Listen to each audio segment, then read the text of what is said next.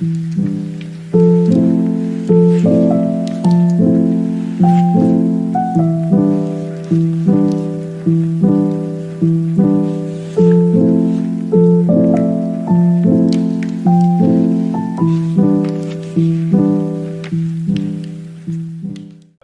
right.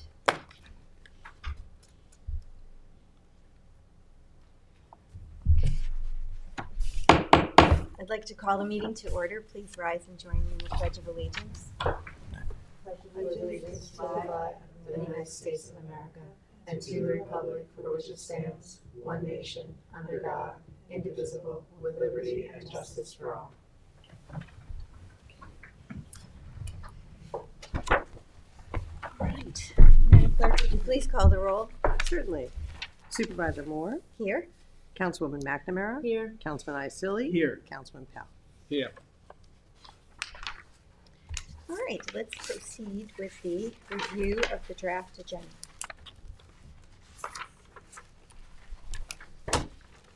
All right, so we are going to have 9 public hearings. The first is to consider an enforcement action at 40 West Montauk Highway in Hampton Bays. The second is to consider the acquisition of 216 Old Sag Harbor Road in the hamlet of Bridgehampton, New York, and to amend the CPF management and stewardship plan to include the property. The third is to consider the acquisition of 191 Middle Line Highway in the hamlet of North Sea, New York, and to amend the CPF management and stewardship plan to include the property. The fourth is to repeal and replace Section 330-162.21 of Chapter 330, Article 17, regarding battery energy storage systems within the town of Southampton. The fifth public hearing is to enact a new Article 7A entitled Energy Storage to Chapter 330 zoning of the Southampton Town Code. The sixth public hearing is for amendments to Chapter 123-39.3 entitled Battery Energy Storage Systems as it relates to building and electrical permit requirements. The seventh public hearing would be to consider amending the Town Code Chapter 330, Section 320 to reduce the number of members on the Landmarks and Historic Districts Board from 11 to 9. The eighth public hearing is to consider amending Town Code Chapter 312, Vehicles and Traffic, amending parking time limited in designated locations regulations on a portion of Corwith Avenue in Bridgehampton. And the ninth public hearing is to consider amending the Town Code Chapter 3112, Vehicles and Traffic, amending and adding parking prohibited in designated locations regulations on a portion of Lake Avenue, County Road 3963 in Northampton. All right. So let's go forward with the resolutions. Town Board Resolution 48914, authorized purchase of All Traffic Solution, Inc. using Sourcewell contract. If I could be added as a co-sponsor to that. Sid that made the paper. Mm-hmm. These signs made the paper. Town Board Resolution ID number 48933 to authorize purchases of used vehicles from Suffolk County contract with New York State SLI Inc. Town Board Resolution ID number 48924 to authorize the supervisor to sign a contract with Eastern Environmental Solutions Inc. to perform sanitary system locating, exposing, and sampling at 110 Old Riverhead Road, Hampton Bays. That's our PD and highway yard. Resolution number 48926, authorizing this, if there's a typo there, authorize the authorized. So authorize the supervisor to sign an agreement with Briscoe Protective LLC for Protective 4. I Yeah, think what it does should that be mean for for protection, maybe. We have to, That's alarm system. For protective equipment. Yeah. Yeah, Protective so take out equipment the and word monitoring at 399 Mill Road, West Hampton, formerly known as Bower Barn. so Sunday we'll take out that extra 4. You And see the the typo? extra. Sure. Authorize the, Top In the of page heading. 7. where is it? Top of page 7. There's an extra authorize the, and then Oh, I see. also Got it. Protective 4, take out 4. Okay. Got it. Town you. Board Resolution ID 48927, co-sponsored by Supervisor Moore, Authorize the purchase of Paraplan desktop system from Pazio Technologies to assist in the scheduling of bus services provided by Senior Services. Town Board Resolution 48873, authorizing the supervisor to execute 2025 Youth Bureau agreements with Youth Bureau Programming Consultants. Town Board Resolution ID number 48921, to authorize the supervisor to execute a 2025 grant with Suffolk County for enhanced DWI enforcement program. Town Board Resolution ID 48949, authorize the supervisor to execute a contract with H2M Architects and Engineers to provide geographic information systems, GIS, lead and copper support services for the Hampton Bays Water District. Town Board Resolution ID number 48917, to authorize the supervisor to execute a contract for SourcePass Contemporary LLC for townwide video surveillance backbone upgrade, and those are just for our town buildings. Town Board Resolution ID 48920, authorize the supervisor to execute a lease agreement with the Suffolk County Office for the Aging for an 8-passenger bus. There are some typos in here which your office has yes. received. Town Board Resolution ID 48923, authorize the supervisor to execute an agreement with Young Associates for surveys for the properties located at 210 Clay Pit Road, Clay Pit Road landlocked, 1215 and 1355 Bridgehampton. Town Board Resolution ID number 48916, to authorize the supervisor to execute an intermunicipal agreement with the Village of West Hampton Dunes for the purchase of fuel. Town Board Resolution ID number 48940, to authorize the supervisor to execute any and all documents with Hawkins, Delafield, and Wood LLP to provide arbitrage rebate calculation services. Town Board Resolution 48941, authorize supervisor to execute a court-interpreted contract with Justice Court. Town Board Resolution 48942, authorize supervisor to execute court stereograph contract for Justice Court. Town Board Resolution ID number 48932, to authorize the supervisor to sign 2025 contract extensions with towing companies. Resolution number 48925, authorizing the supervisor to sign an agreement with Briscoe Protective LLC for monitoring with open, close logging, and weekly testing at 25 Hildreth Avenue, Bridgehampton, also known as the BB Windmill. Is this something, are you aware, Nico, is this a new initiative to have monitoring at the windmill? Or is this something? Well, this We came do at every year. this came at the recommendation of the Parks Director, Kristen Doulos. Mhm. So I imagine this is something that she has requested for us to Might be for fire, procure in order to keep for insurance. closer look on what's going on over there. Weekly testing, I wasn't sure what that was about for the, Yeah, The it's fire always makes sense, interesting. that would make sense, Bill, Yeah, if it's the it was fire, It's that may fire. make sense. And how they do it is the system has to call in, and it does a call in, then they notify the who's ever on the call list and say, hey, we did not reach a call signal, so then you know That there's makes something sense. wrong with the system.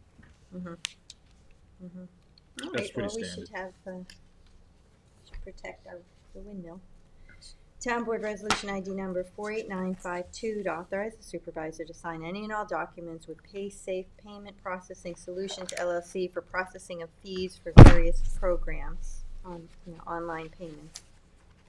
And Town Board Resolution ID number 48954, to authorize the town clerk to sign any and all documents with PaySafe Payment Processing Solutions LLC for the town clerk's office processing of fees. And if I may just say, this is because we are finally going to be able to take credit cards. We've good. never been able to do that because New York State did not allow, as a state licensing agent, I was not allowed to charge anything beyond the actual price that the state set. So if you use credit cards and there's a fee, the town would absorb that, which was not, fair to the taxpayers and such. So they passed something to allow us to operate a little bit differently and be allowed to take credit cards. So this is something new for Yeah, us. that's We're great. excited. Several other departments are getting on board as well. So I'd like to be added as a co-sponsor to that. Thank you. Myself too. They had me too, Oh, Cindy. put all of us. The whole board. What Town- about the other one, the prior one about, that's the same thing for processing online payments for other programs, not just the clerks. It's all the same. That was the umbrella It one. looks duplicative almost. Let me look The at first it. one was Oh, the no, you know what? umbrella. We're using two different systems. One is for the new program that we're implementing at the counter. We've been developing software to replace the one that is, aged out. And that has its own system. So we have to sign an agreement with them. And then we're using a specific bank that the town uses in order to have the in-person credit cards be processed through them. So that's why there's two different agreements. Okay. All right, does everybody want to be on board? Sure. Yes, please. Okay. Thank you. Excellent. Town Board Resolution ID 48936, co-sponsored by the entire board. Award and authorize the supervisor to execute all individual agreements with L.K. McLean Associates Engineering and Surveying DPC in connection to the stewardship, consultant, and management services for the Community Preservation Department. Glad that's done. Town Board 48937, sponsored by the whole board, authorize supervisor to execute an agreement with L.K. McLean Associate Engineer and Survey, DPC, to provide on-call stewardship, consultant, and management service for the Community Preservation Department. Resolution 48943, recall and amend Resolution 2021-1156 to authorize the supervisor to amend a 5-year maintenance and support renewal agreement with Harris Government. Town Board Resolution ID number 48814 to recall and amend Town Board Resolution number 2024-1011. Authorize purchases of supply and delivery of auto parts with Advanced Stores Company DBA Advanced Auto Parts, Grade A Petroleum. That should probably be a capital A on the grade A. And Fleet Pride Inc. and Morgan Auto Supply Inc. using East Hampton contract. And Town Board Resolution ID number 48948 to recall and amend Town Board Resolution 2024-1197, authorizing the purchase of licenses for Microsoft Office 365 from Software House International using New York State contract. And there were, I have the amendments Okay. for this one as well. all right, thank you. Town Board Resolution ID number 48918, renewal of Zendesk for ticketing and tracking system. Town Board 48863, co-sponsored with Councilwoman McMahon, noticed a bidder on on-call service for transportation for landfill leaks. Town Board Resolution ID 48910, 2025 notice to bidders for district-wide well and pump maintenance and repair at the Hampton Bays Water District.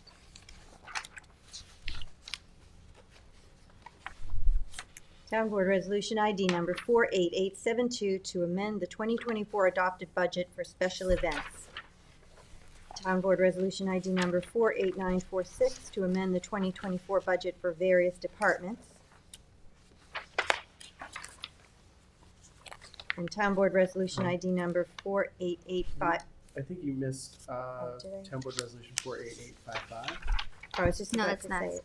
Oh. 48855 to Sorry. amend the 2025 adopted budget for senior services driver messenger position. Could I be added to that, Cindy? Myself too? My apologies, Supervisor. No worries, thanks for keeping track. Town Board Resolution ID number 48945. Now, did you want to be added to that, the one for the senior services That's driver fine, that's messenger? okay. All right. Number 48945 to amend the 2025 budget for various departments. Town Board Resolution ID number 48915 to authorize closure of capital projects. Resolution 48550, appoint the Community Housing Fund Advisory Board for 2025. Right. Town Board Resolution ID number 48822 to authorize additional funds for the payment of legal fees of Morgan Lewis Bacchius LLP.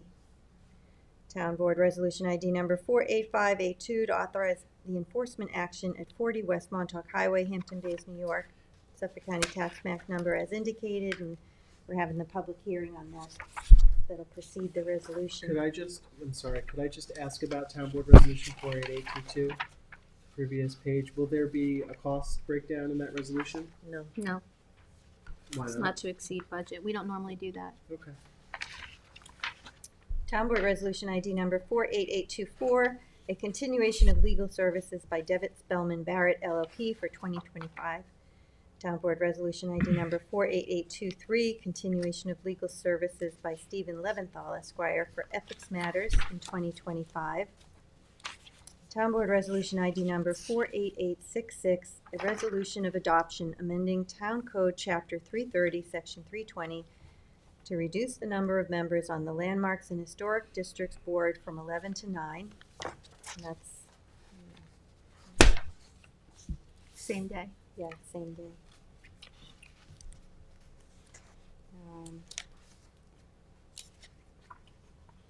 Then we have all the ones Katie went over with us. Town Board Resolution ID number 48896, which is the resolution of adoption amending town code as it relates to height and pyramid calculations. Could I be, Madam Clerk, could I be added to 48866? I'm sorry, not 48866, my apologies. 48896. Yes. Myself too.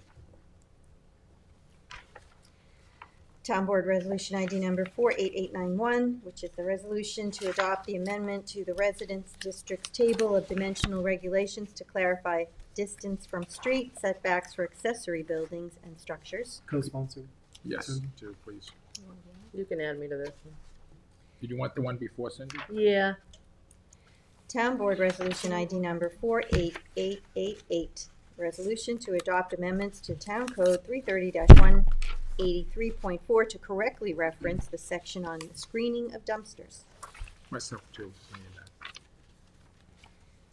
Town Board Resolution ID number 48885, which is the seeker to adopt negative declaration for amendments to the Town Code Article 16, nonconforming uses, buildings, and structures in connection with certificates for pre-existing nonconforming uses.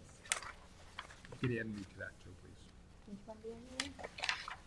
The nonconforming. I'm on it. Oh, you are already? Ah, co-sponsored with Councilmember Iacilli. Town Board Resolution ID number 48899, co-sponsored with Councilman Iacilli. A resolution to adopt amendments to Article 16, nonconforming uses, building, and structures in connection with certificates of pre-existing nonconforming uses. Town Board Resolution ID 48758, co-sponsored with Councilman Iacilli, authorization of cost reimbursement waiver for the Hampton Bays Hibernians Annual St. Patrick's Day Parade on March 22nd, 2025, from 10:30 a.m. to 3:30 p.m. Can you add me to that too, please? Wanna be- Town Board Resolution ID number 48839.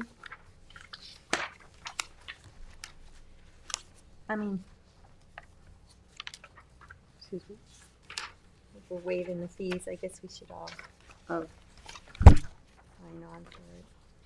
Authorize the sale of town-owned 1.4 Time Barron's credits to 1004 Montauk Highway LLC. Town Board Resolution ID number 48826, to authorize the supervisor to submit a grant application to the Household Hazardous Waste State Assistance Program.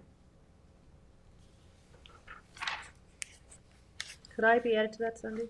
Myself too, please.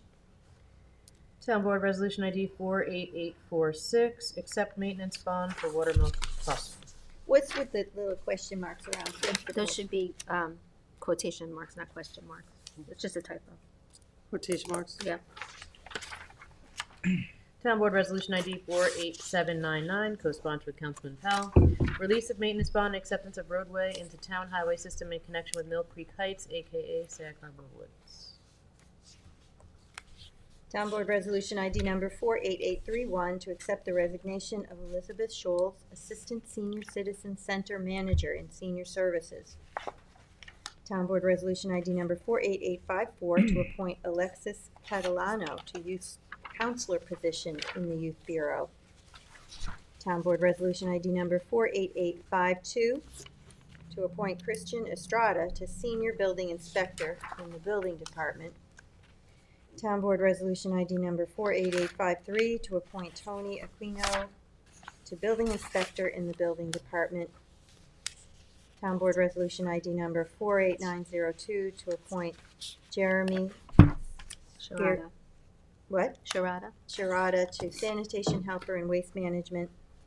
Town Board Resolution ID number 48905 to appoint Nicholas Kakaris to Sanitation Helper and Waste Management. And Town Board Resolution ID number 48847 to recall and amend Resolution number 2025-68 for Assistant Chief Fire Marshal salary adjustment. Town Board Resolution ID 48864, attend TASER Energy Weapon Master Instructor Certification School. That is Sergeant Eric Sickles will be participating in that training. Town Board Resolution 48848, authorize drug court judge to attend New York Association of Treatment Court Professional Conference. Town Board Resolution 48686, co-sponsored with Councilman Izola, public hearing to amend Town Code Chapter 312 entitled Vehicle and Traffic. Bill, I think we're going to withdraw this, is that correct?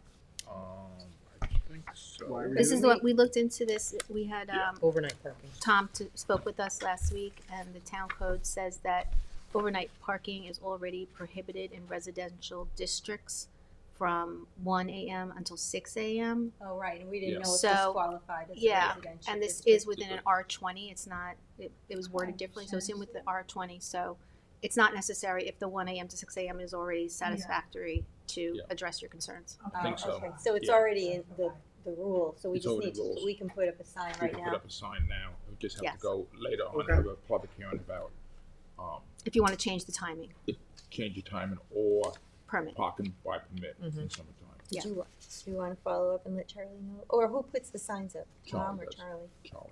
I'll let Mark know, because he knew Yeah. we were going to be discussing this today. Yeah. Then we'll set up a work session for, The Well, permits. Well, Permits. just in fairness, if it requires the change to the code, if it requires a change to the code when we're changing the time, and it currently is stated that it's 1 a.m. to, what'd you say? 6 a.m. 6 a.m. This is changing it. This is 9 p.m. to 6 a.m. But I that think was he's a saying the typo. 1 a.m. to 6 a.m. satisfies what you guys were looking for, Yeah. which is overnight parking. Overnight. It doesn't People need to be sleeping 9 a.m. 9 But p.m. wasn't the issue about the parking at late, like 9 and later? yeah, it's probably be late. I would feel more comfortable if we let it, because people do go fishing down there. Yeah. Do use it. Okay. And, Do you but want, could we just Oh, change so this let time them to a go. later yeah, time? we just don't want them to withdrawing stay If it's overnight. just don't want 1 them to stay o'clock, I think overnight. 1 o'clock to 6 o'clock is what the community didn't want people sleeping overnight in their vehicles, and this would resolve that. If you believe that you need before then, Then we can switch it. absolutely do that. It's up to Yeah. you guys, but I mean, Weren't we gonna have a work session to talk about in general parking, The beach permit parking we are having next Thursday. Yeah. The permits. my recollection was that the issue was that it was people were complaining that there are just cars just idling at road ends, starting at 9, 10, 11 at night. I'm happy to look at this and like maybe choose a time that's not 9 p.m. If I agree with you, Bill. I think there are people that are probably attending the beaches at 8 o'clock, 9 o'clock, stargazing, fishing, whatever. So I get that, and maybe we could settle on a time like that's more appropriate. 11 o'clock, 10 o'clock. do you want to leave it on we'll leave it on the agenda until Well- Tuesday, and then you all speak with your constituents and decide what time would well, why would we be. just do one road? Why don't we consider Well, it That's up to you guys, all of whatever them? you I want to mean, do. Yes. So this is just one road. This resolution. It's just for inlet. So Yeah. then, Just yeah, in maybe the you're road. right. So just Supervisor, should do let's it do all. all like a Yeah. uniform. You're gonna Yeah. have to do separate, Then you're gonna because the amend- way the vehicle and traffic law is set, vehicle and traffic in our code, not New York, is set up, it's by hamlet area, so you're gonna have to do separate, Codes. code amendments, but you can certainly have a holistic look at all of them and come back with recommendations, what you Okay. wanna change. But for right now, we didn't know there was any restriction on this, and we couldn't Yeah. put the sign up, but now we know it's already in the code, so we can put the sign up, so there's no Yes. sleeping overnight No there at sleeping least. overnight, then we'll do the permit. So just There so you I'm clear, you wanna take this off right now and Yes. then revisit a global at another date? That's Okay, yes, that's okay. right. So you're withdrawing it? Yes, I'm Yes. gonna withdraw. Very good. A town board resolution 48938, notice of public hearing to consider the use of community housing funds for the acquisition of 645 East Montauk Highway, Shinnecock Hills, for the creation of new affordable housing units. Notice of public hearing, resolution 48939. Notice of public hearing to consider the use of community housing funds for the acquisition of land located at 205 North C. Mecox Road, North Sea. And is this one gonna be withdrawn so that you could go to the community fund? UX Bill, UX me. I thought those bills. I'm sorry. Bill, I mean, I guess that's what we'll do. I Yeah, mean, I'm fine with it. They put it off for, because we can put it back on next week. but there's no like, do we know that there's no time issues with Curtis about this? Because I know that there might be some The- contracts. Well, or- the public hearing isn't until March 11th, so you could notice that on the 25th, right? If you I needed don't, to. where's Kim? She's my calculator with Uh, the mailing dates. I just don't want to put the housing Yeah. authority in a position where they're not able to pursue this project if they have. Why don't we certain stakeholders. just confirm by Tuesday that you Okay. can keep Yeah. this on and, or not? And if you could, advertise on the, what is it date, the 25th? 25th, For, when are you looking to have it on? the 11th, Of March. March. Mhm.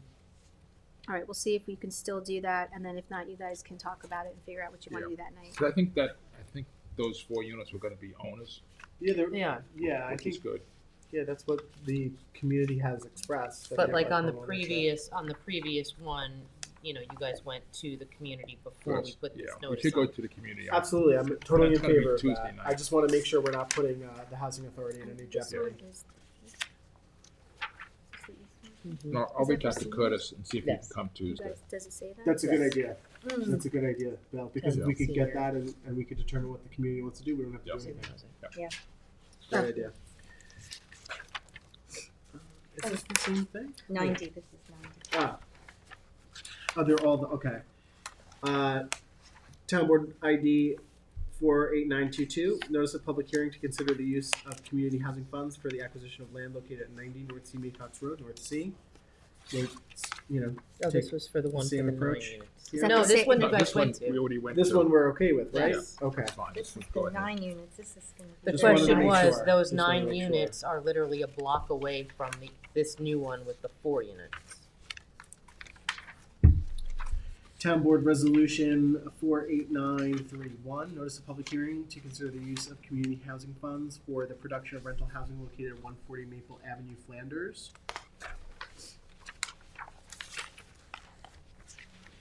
Did we? I don't, We did have a We discussion did about talk about this, that. and I think everybody was on board This with was it. because Yeah. there's county funding involved now. Correct. but did that go to the community or it doesn't? It's gonna be, I think it's gonna be a rental. I mean, it's gonna be, This one is getting This done one. regardless Yeah. because it's got county involvement. And New York State. And we're offsetting what would be a loan. Okay. It's only, and it's the 200,000. Not the full.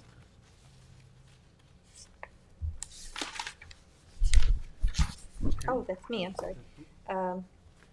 Town Board Resolution ID number 46964, co-sponsored with the entire board, to authorize the acquisition of a portion of the lands at Villa JJILS LLC located at 212 Little Noyak Path in the hamlet of Watermill, New York.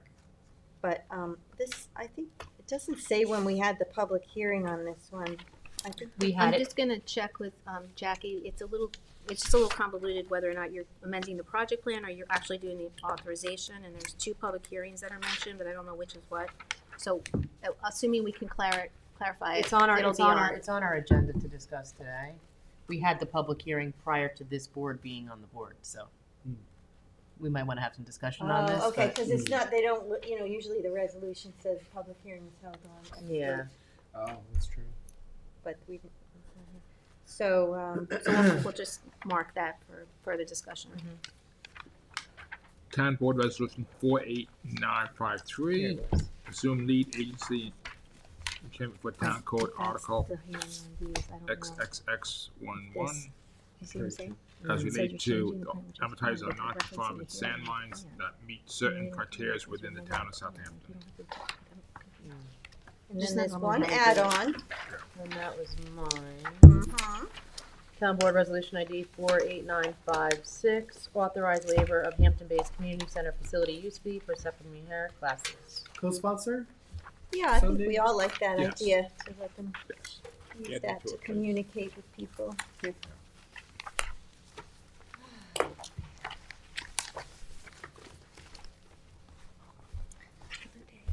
All right. Well, 10:45, we're 4 minutes early. The next thing we're gonna do is have a, yeah, Over here. She's just making her way in, so. okay. Here. As soon as Janice arrives, Here, we'll have bring a, it down. her continuing discussion on the update Thank you, Sandy. to Thank the you, master Sandy. plan. Thank you. Can you see the last? If you have updates, you may wanna do them. Maybe we'll do them now. Oh, That's yeah. a great idea, Okay. Janice. Always thinking. Mic drop. I don't have really much, but I know, I didn't look at my calendar. What did I do? Who wants to get us started, because I have to check my calendar. either Bill or Cindy. We had our first meeting on the sign code. We have a good starting point.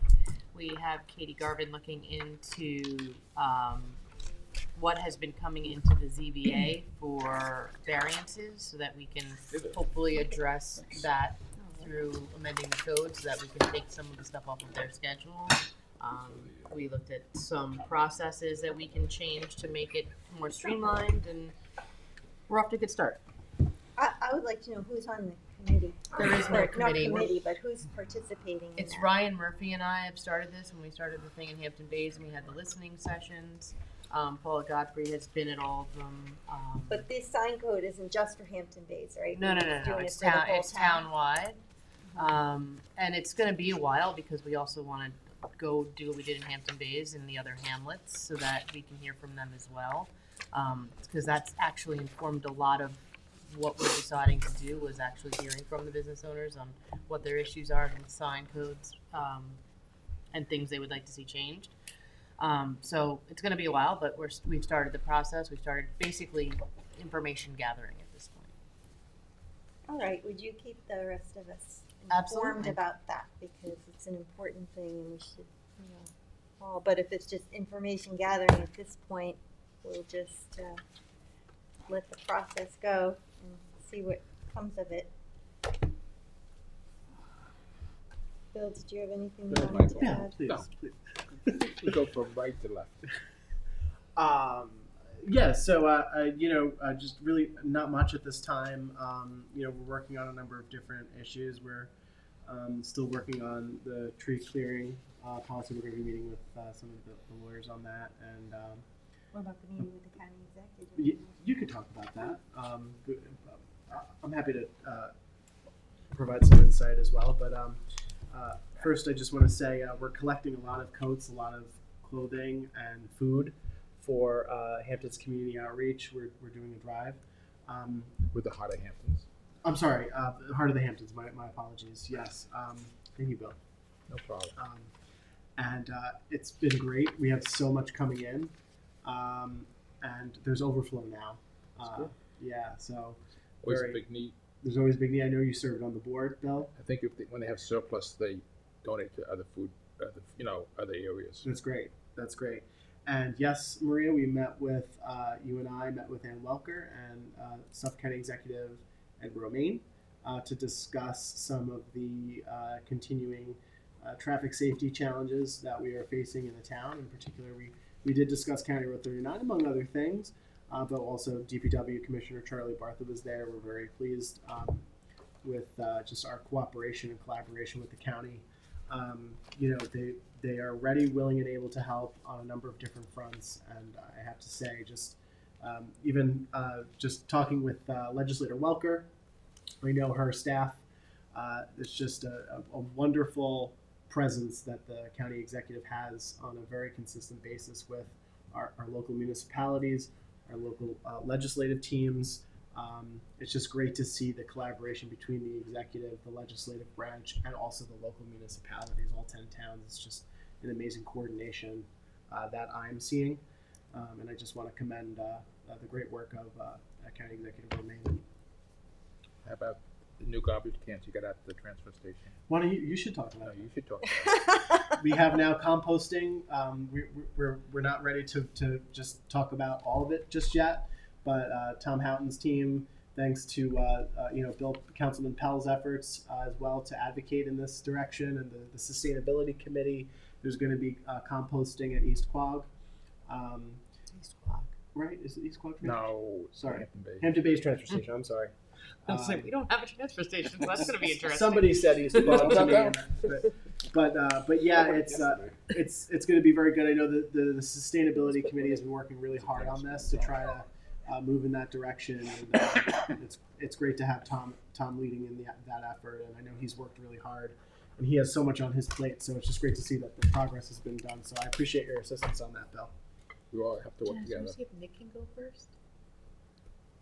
Yes, See did if you Nick hear can from go Janice? first? Did, Janice is running late. You want to see if Nick can come up? Okay, I'm sorry. Oh, that's okay. Bill has to go. I know, but it's go where? Janice isn't even I'm here, no so- big rush. I have not much to say. No, go ahead. I was just Yeah. asking because Yeah, she's got to we get got him. Nick. Well, we went to. I made a visit to I'm sorry, I think it's on the Hampton wrong Bays extension. Is Nick around? area yesterday for the Southampton court Can you ask him if he with can our come up town here? attorney Jim Burke. You went to the court? Went to the court and had a lovely time there. Was Okay. Conscious Point got the eviction Thanks. notice, so Okay, go there's some dispute on who owns that part of the property. So the town went. I went with the town attorney. You want to fill us in on that, Jim? Yeah, it just, essentially, we just asked for an adjournment. Dave Gilmartin, who was representing the Conscious Point Hatchery, and on a pro bono basis, credit to Dave there. We had talked, and there is that title issue that we're aware of now, that we feel that the property where the hatchery is located on is actually owned by the town of Southampton. Julie Green did a great job of her research, as well as Advantage Title.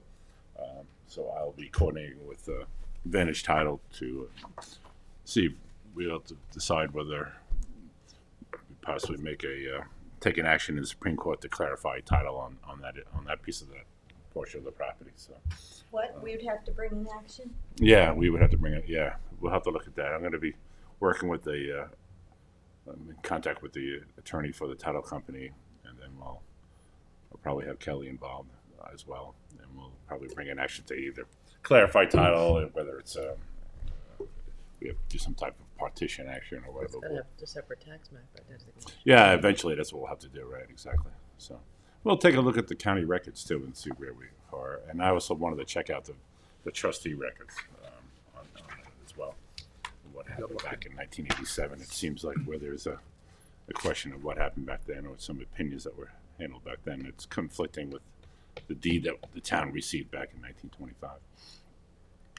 I just want to point out that Julie Green had stated that the reason why she was able to do the research as thoroughly as she did, and the reason why things were available to her when they maybe weren't in 1987, was due to Sunday Schermeyer's effort to get all of the records online, Very so she can organized. search them very easily, and so that's a credit to our town clerk as well. Yes. Yes, Cindy does very good with all the paperwork. He really does. She takes pride.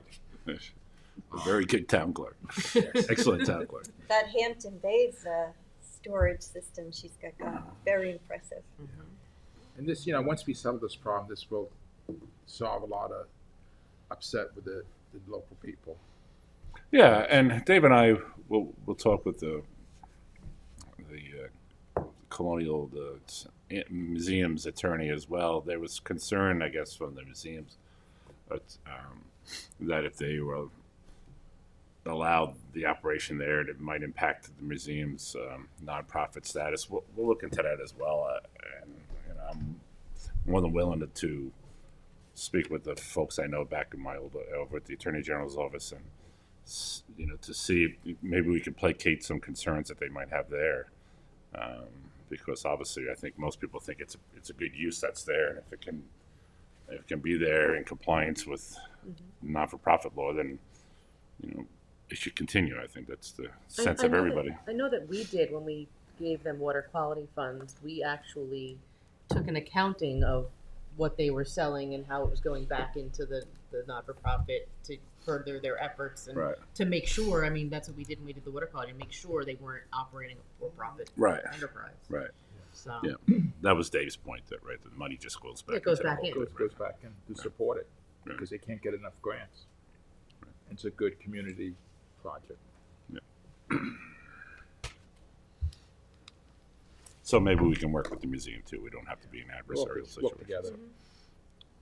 Solve the problem. Right. It's up to you. What did Nick say? He should be here any second.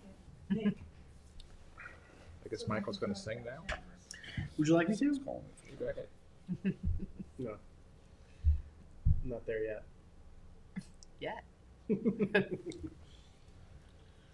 also met with the superintendent, assistant superintendent of highways yesterday, and with Jacqueline from CPF Water Quality, and Keith from McLean to go over the future projects on road ends and low slope bulkheads and replacement for the next 2 or 3 years, which you have to do. So those projects will be brought to the board Oh, to good. get approval and let us know exactly what the wish list wants.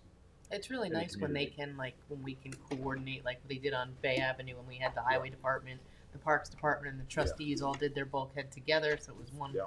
project and And that's, saved everybody money too. that's what we're gonna try to do at Corwitz. Good, the good thing I would say, I said, well, you should do, the trustees should do it, they're gonna redo the boat ramp there, so it should be done at the same time. And same thing with the fish ladder, the different fish ladders we wanna put in, the one at, Trap Pond, and the one at Mill.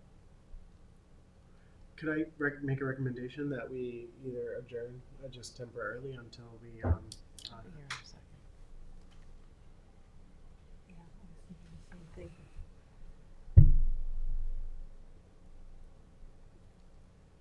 We'll be in 2 minutes. Hi, any sign on? Kevin, you know what? We're gonna gavel out and He's we'll what? start He's when. heading up. He's on his way up. He's running. He was out using facilities. Oh, yeah.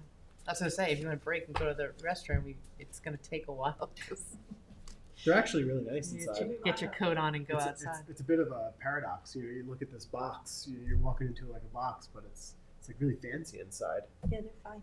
Did you see them? Yeah, I used it this morning. I think you should keep your opinions on Yeah, that. you They find are. out what They're of. fancy inside. You should say that you're not paid by the porta potty unit. I'm not. I was surprised they had beers in Yeah, it was really interesting. I was happy to come in this morning though and see the work ongoing. It's going. Yes. Yeah, I was afraid that they weren't going to be working today. And some have music in them, but ours don't. Yeah. I saw We that. got the budget versions. We have the government versions.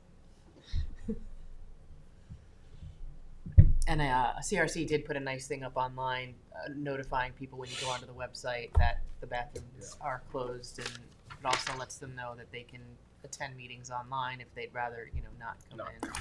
Yeah, and there are signs on all the doors. Yeah. Also. Hey, Nick.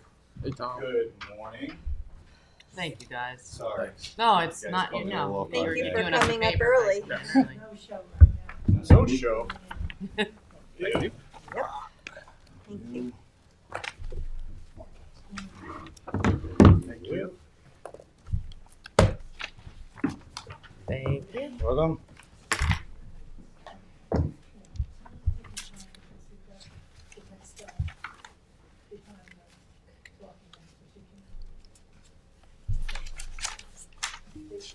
Actually, do you have another one, Nick? 'Cause I can get. Thank you. Okay. So, All right, you're gonna update us now on the capital projects. these are the capital projects that are imminently scheduled to start construction. I'm sure you're going to be aware of all of them. You might not have all the details, but they're in the order of when I anticipate construction actually beginning. So the first one is the Riverside Sewage Treatment Plant clearing. That's in coordination with land management. We are going to be starting the end of next week with the survey, followed by actually felling the trees and clearing the site in anticipation of development of the treatment plant. We're doing this now instead of later because we're restricted to the back clearing window. And we needed to do the well test, to the water testing, right? Because otherwise, I would say, let's wait, why clear a year in advance? But Yeah. We could, Janice said you need to clear it to get the equipment in there to take the testing. yes, it makes sense to clear the site now, sooner before later, I'll put it that way. It gives us, And if we don't clear it by the end of the month, we can't clear it until next winter. And then then we couldn't start in the fall potentially if we Yes. wanted to. Well, couldn't do anything. we're not gonna get, I mean, Yeah. So we're the- not gonna go out to bid probably till the end of the year, Potentially. unfortunately, but. we just don't want to tie ourselves up. This clearing window is for the northern long-eared bat. They're endangered. Northern long-eared bats, they migrate, so they're not nesting in the trees during the wintertime. They'll be back like clockwork beginning of March. So we want to take these trees down before they start to nest in the trees so that we're not at risk of potentially harming any bats. Thank you for being conscientious of that. Yeah, well, it's So a New York State legally have to DEC be. requirement. Most of Long Island is in the bat Still. window. So So you're gonna get it done before the end of this month? Oh, yeah. the requirement from the DC is that the trees are on the ground. The trees don't have to be off-site. We don't have to clear any stumps. We just need to cut them down so that they don't look like nesting sites for the bats. And We've what is also- this about surveying beginning in January? What's that about? Oh, did I say January? Uh, Those should all be twos. 213. So what's the 219. survey I work? didn't get to completely proofread this. The whole thing. survey is going to stake out the area of the clearing. So Oh. they're going to stake out property lines. Okay. They're going to stake the limit of clearing so that the tree felling company comes in and they know exactly what trees to clear. Yeah, the 25-foot buffer. Yeah, on exactly. all It's a precision clearing job, right? We're clearing just enough to build what we need to. And we have to save some trees for the bats. Sure. So what you said you're just knocking them down, you're not taking them away? Oh, no, we're taking them away. Rear-ended them. So the Going down there. bat ordinance, if you will, restricts the felling of trees. Okay. So as long as you fell the trees by the end of the window, you can chip them, haul them away, Okay. do whatever you have to do to dispose of the trees after the window ends. But the It's just- contractor we hired is gonna do all of that? Yes. Correct. Yep. Yes. All right, And good. we've coordinated with the school Great, we district. finally got permission to go ahead. Yeah. Second one on this is the Head Start building is finally just about ready for demolition. We are only waiting for PSEG to take their facilities out of the building. Once those facilities are gone, the building will be coming down. Yesterday, we evacuated the refrigerants out of the entire HVAC system. The refrigerants pose a threat to greenhouse, to the ozone layer and all that. So when you get rid of an air conditioner, we're able to actually suction that refrigerant out of the refrigerant lines and reuse it, and also recycle it. Those So, are probably not. Those are so Yeah. old. but God it's knows what type of refrigerant. probably 134A. When do you anticipate to hear from PSAG? So yesterday, I finally got the clearance that they have accepted our payment. I expect by at least, if not the end of today, the end of tomorrow, to have it scheduled. And I will know because I have to grant them access to the building. PSEG is a little bit of a process. You deal with a planner first, and the planner comes out, meets you at the site, determines what needs to be done, provides a charge letter in this case. You then cut a check, mail that check to the planner. I hand delivered it. And then they schedule a work crew, which works at their own schedule. If I don't hear by the end of the day tomorrow, I'll reach out to our PSEG liaison and say, hey, I need this on. And so pending that, I mean, you know, a few days or so, give or take. I mean, what start date do you anticipate? I'm hoping that, well, the contractor is ready to roll now. He constantly reaches out. Is this the but contractor that was doing the This was construction the- that we were able to correct. get the better deal with? To, Yes, Norco, we gave him a change order and the cost obviously went down. Yeah. But he had mobilized and, So this month, next month? no, this month, by the end of this month, I expect that Okay. that building will start coming down. Yep, Okay. we'll backfill the foundation. It'll be a flat site, so parking lot, flat site, playground in the back, and then we can talk about future uses for the site, and then interim uses, which maybe is commuter parking or something like that. Maybe use of that playground in the rear, so maybe opening it up for use until we can figure out the next use for it. Excellent. Has Head Start gotten back to us with any relocation plans or no? Not yet. John Ortiz has been speaking directly with their director, so Next up is the Southampton Youth Services Building roof replacement. That project is scheduled to begin on March 3rd. That's a hard date. Great. Everyone has Good. agreed to that, both SYS, obviously the town, Finally and the moving ahead. contractor. That's good. Moving ahead. Take them about a month to a month and a half is the estimate. Weather permitting, they can work in most inclement weather, but if it's a driving snow, they can't obviously be on Or heavy windstorm. yeah. windstorm too. And also, it's beneficial to us that they do this project during good weather because you're putting down a roof. So if the roof is wet while they're putting membranes on top, like we don't want to seal any of that in. So it's better to do it in March than it is to do it in January, in our opinion. So They're sharing the cost with us, so who's Yes. in charge of Yes. following up with that transfer? So of that funds? I've been working with Dorothy and Kathleen in the town attorney's office. They've signed the agreement. I believe they've provided the check. I'd have to verify that with Dorothy, but they have signed an agreement that legally binds them to provide half of the cost, which is $750,000. Wonderful. And now, second page moves on to projects that are not scheduled for construction but anticipated to be constructed, or at least to begin construction this year. Oh, okay. So this is up for discussion. Of course, if the board does not support moving forward with these projects, that is your purview, and we won't move forward with these projects. But first up is the town hall facade restoration. So that is repointing of the brick on the north and south exposures, chipping the peeling paint and repainting the fascia boards, fixing some of the gutters that are leaking and in poor condition, as well as the concrete lintels that have spoiled and had concrete fall off the side of the building. Is there any plan to do any window replacements? That was that's phase 3. Oh. Yeah, so it's a 70,000 plus square foot building right now. We have plans already for this restoration work. This will ensure that there's no leaks in the building, that there's no lintels falling into the parking lot like we previously had. we actually So this is like the masonry work. So once this is complete, then we'll move on to. No, I just asked about the windows because I didn't know if you would do the masonry work before the windows. It's a little separate. Okay. Well, if they see that some of the windows need caulking around them, We're way past caulking. Yeah, it's yeah, well, with our windows, you would do an evaluation on each window. They're historical windows, if you will. Yeah. But I can tell you So the if wind it's- blows through mine. yeah, if it's so far gone that you can't restore it or repair what's broken, then you would replace it with an in-kind, similar to what the school looks like next door. But you would try to actually rehabilitate the historical window if possible. They're aluminum. Well, yes. Some are more historical than Okay. others. Yeah, some have been replaced over the years. Yeah. So we do want to replace the Down windows. They'll increase our heating efficiency and our cooling efficiency here. But it's going to be a 7-figure project Yes. to do this. So it's a significant amount of work. And there's a that includes painting the columns.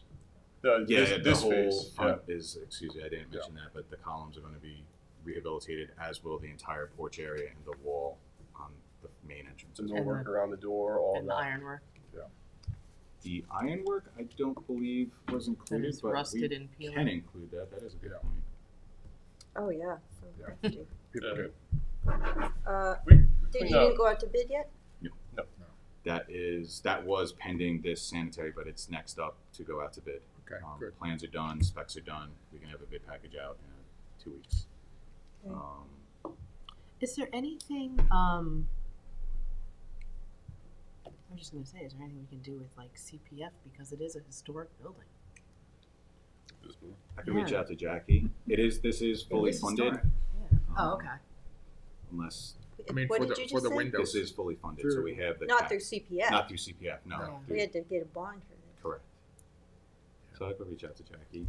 I'm just talking about like maybe like some of the historic, like the lintels and the masonry, and then we could use some of this money for windows and, you know. It might be more, since this is funded, it might be more beneficial to reach out to CPF to fund the windows, because the windows frankly could cost as much as this project. Well, we should just see what They're they able can to and do. can't. Okay. To do like a facade easement. Yeah. If you're willing to do something like that. I mean, it just saves the taxpayers money. Yeah, If anybody questions the condition of the building, Just look at funny it. anecdote might be that the east, what is it called? Arm of the weather vane Arm of the weather vane. just fell off yesterday. The wind only blows west and south. So typical. Maybe stop pointing and people to go home. Yeah. Oh, thank goodness it fell on the roof though. All right. So should we move on to the next one? Sure. Bridgehampton Community House columns, much like the entrance to this building, the entrance to Bridgehampton Community House has 4 wood stave columns that are in horrendous condition. You can put your finger through the bottom of some of them. They are structural, so it's a miracle that they've been holding up the roof above for as long as they have. This is an historic building as well. Selling it, we gotta get it done. But, so it's another project that we have hired a consultant to develop the plans and specifications. Those are complete. Project is funded, and we are ready to bid that project as well for spring construction. This is Oh, more I see what historical the than this problem one. is. We can't go out to bid until we pass the capital money resolution, is but we available. need This- the, This is also a Yes, historic correct. building. Yeah, Yes. same thing. Yes. It's a restoration Maybe, project. maybe more so. Try for there. Yeah, how come we did? Surprised How Matt come we didn't didn't say anything. I'm check the surprised CPI? Jay didn't. Interesting. Also, Matt was the Yeah, point Matt person. Jedlick for this. was the point person. He's also It could be an issue with her. It needs to be done, and there's not the funding available Did for we- this year to do it. Did we use So come out of 600? stewardship. or right? maybe it's you Was this- can't do, you Was know, the you building can the CPF repair purchase to begin with? initially on the purchase, but you can't do continuing repair. Well, this is a restoration of the columns. Column. Just the columns, so. Some Yeah, of we the work actually might are, be so the plans classified. do call for the temporary shoring of the roof structure, the removal and the rehabilitation of the existing columns. So anything that's in a good enough state to keep, they will keep, and then they will supplement with new. But You'll be Well, it's a careful. restoration. yeah, so we'll check. We still got about 4 months before we want to actually do this. So Because you have to wait for the permissive Yes. referendum period and Correct. the estoppel to expire, right? Yeah. onward.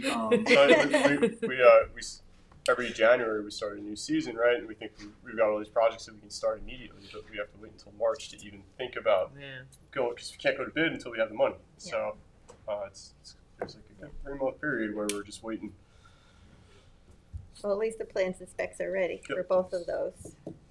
What about this Town one? hall facade, we're not waiting for funding. Bridgehampton Community House, we are waiting for the bond. But we don't, this was already approved in a prior year or something? Yes. Yep. So in your budget, the board supported what will be phase We did it 2 or last year. 3 for, I forget the amount, Oh. I think it was 100,000 to hire a consultant to do the windows. Oh, okay, so we And have the to other- do Because we had for been this. putting money in for this. Yeah. And we can't do this work until the sanitary is complete, so we need to Yeah, phase it okay. out. How much of an impact will this work have on parking and? So it will have, I'd like to say none because they can build a scaffold. It's possible that they'll have some type of like a man lift with the arm. Mhm. I mean, that takes up a parking spot. Okay. But little But to- not significant little like to we have none. going on now. No, the more significant issue here is you could have somebody chipping on brick outside your window. So you would hear that. I mean, we're not going to have, We have enough nothing is space gonna where we be can relocate mechanical, it somebody will for a be few hand. days or. So you won't have a jackhammer. You're not going to have anything that harsh. But it'll be a guy with a chisel, possibly. Okay. Public safety building demolition. That is the building immediately to the north of the police station. previously the nutrition center, and then once it ceased being the nutrition center, it became a public safety building, and then public safety vacated that years ago. Yeah, it's been sitting like Yes, it idle. So this project ties into the overall Jackson Avenue complex redevelopment plan, where once this building is demolished, it frees up a big chunk of land where we can thereby redevelop or do whatever ultimately the board decides to do going forward with Jackson Avenue. But the building is in rough shape. There's a lot of mold in it. Has a lot of mold in it. It does not have asbestos in it, thankfully. That's been cleared. But we are currently testing, well, we're scheduling the testing of the sanitary system.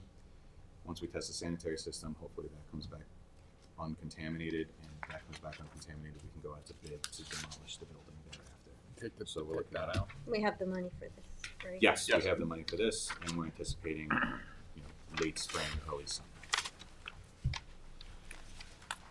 Another one, I dropped a couple of plans off on for you for Riverside Maritime Trail Phase 2, which is a kayak launch and a scenic overlook onto the Peconic River from the newly developed Riverside Trail Park in Flanders.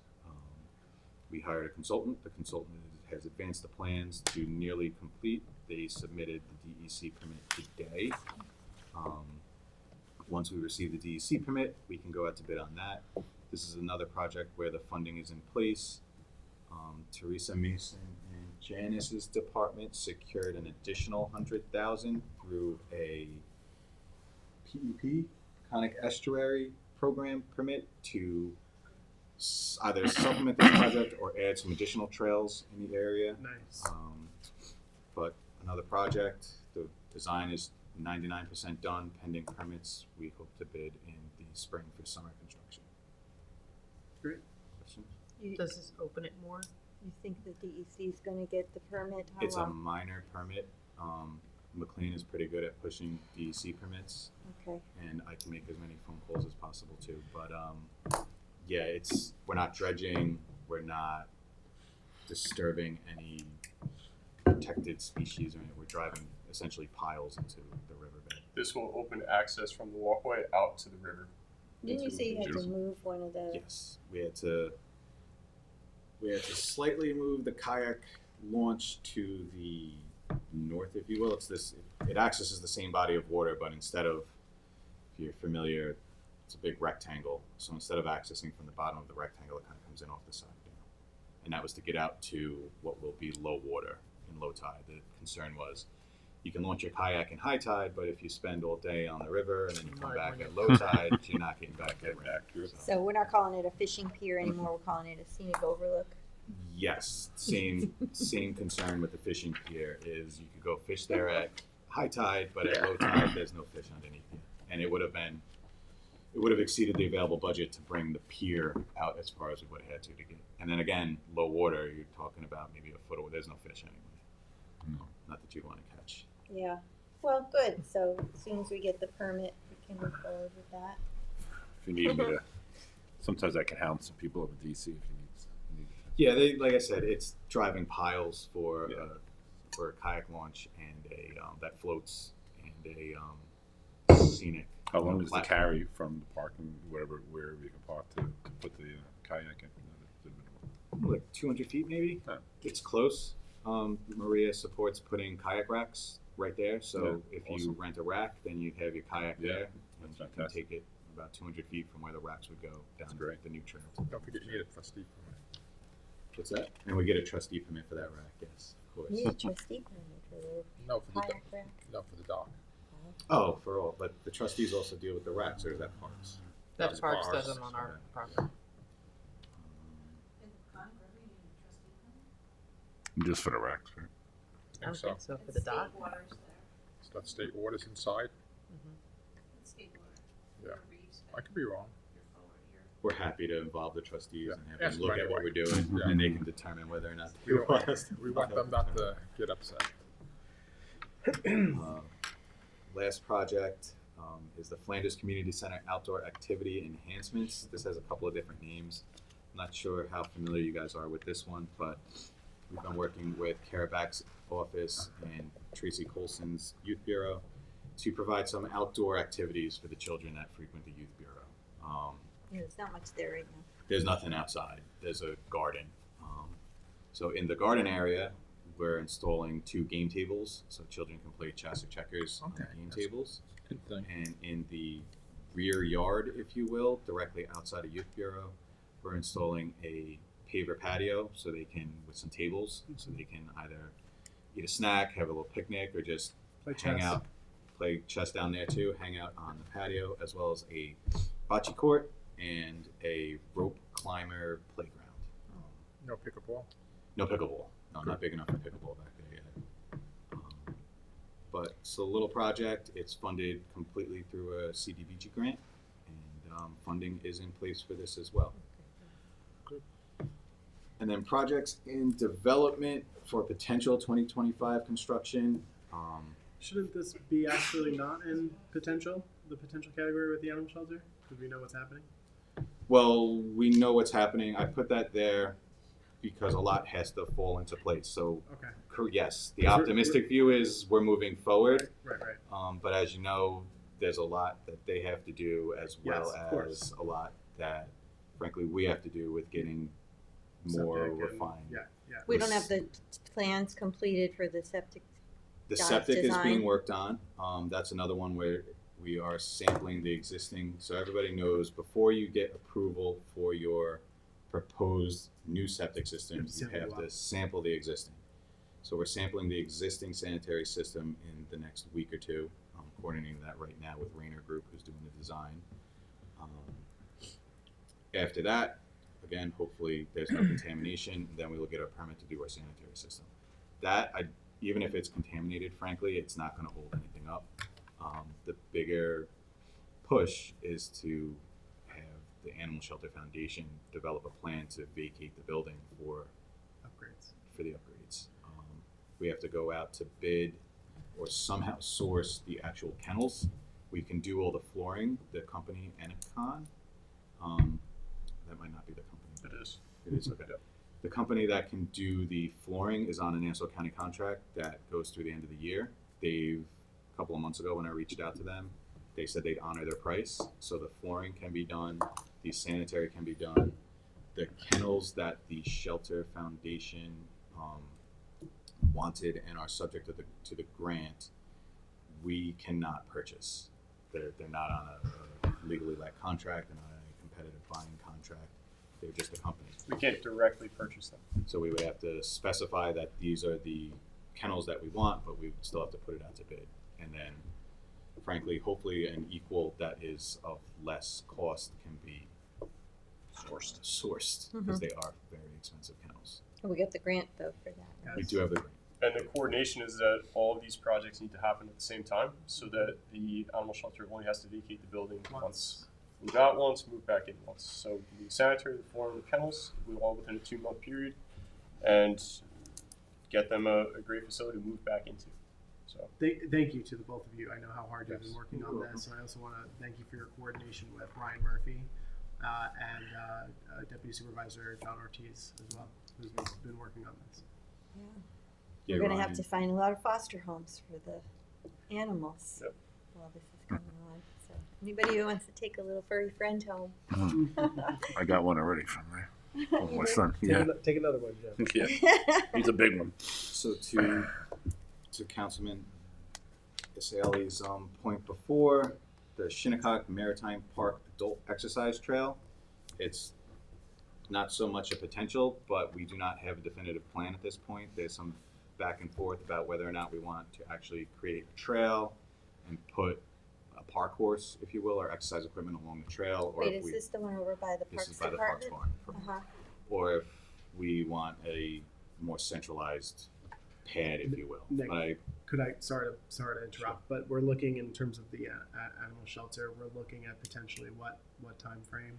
I know it's still up in the air, but we're looking at what time frame so right now. after Labor Day 2025. So September, October. What do you call it, the shoulder season? yeah, shoulder season. Yeah, September, October. While the animals have to move out, we're trying to have them out of the building during a not so hot, not so cold part of the year, right? Yeah. They may be in temporary kennels, they may be in a building, Right.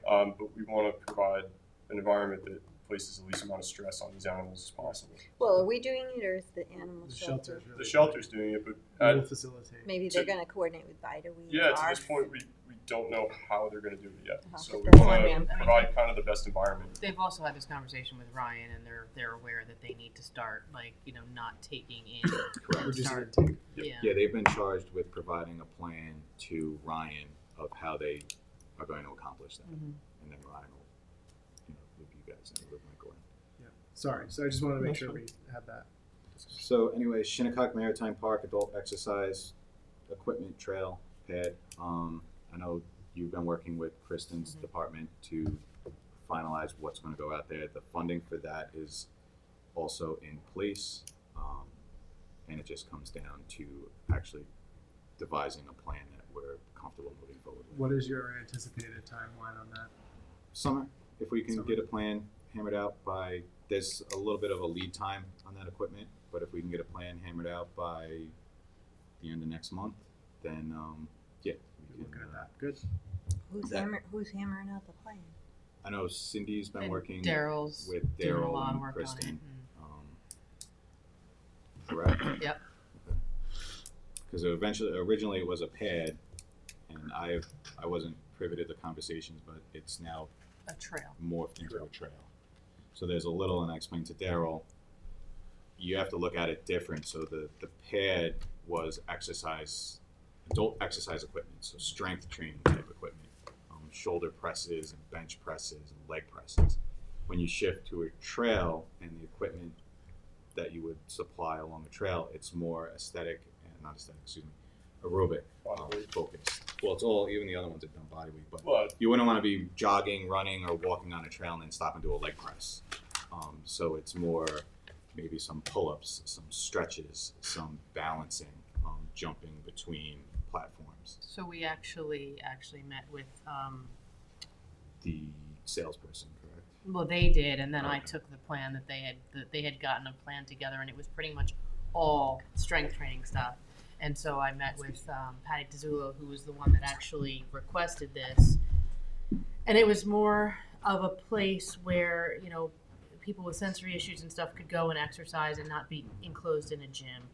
And then when we looked at it, the pad was so big and so out of scale with the Everything pavilion else there and going over it. everything. So now we have put the equipment along the roadway edge Okay. so that it's not down, it doesn't Oh, it's impede not the close to water. the water.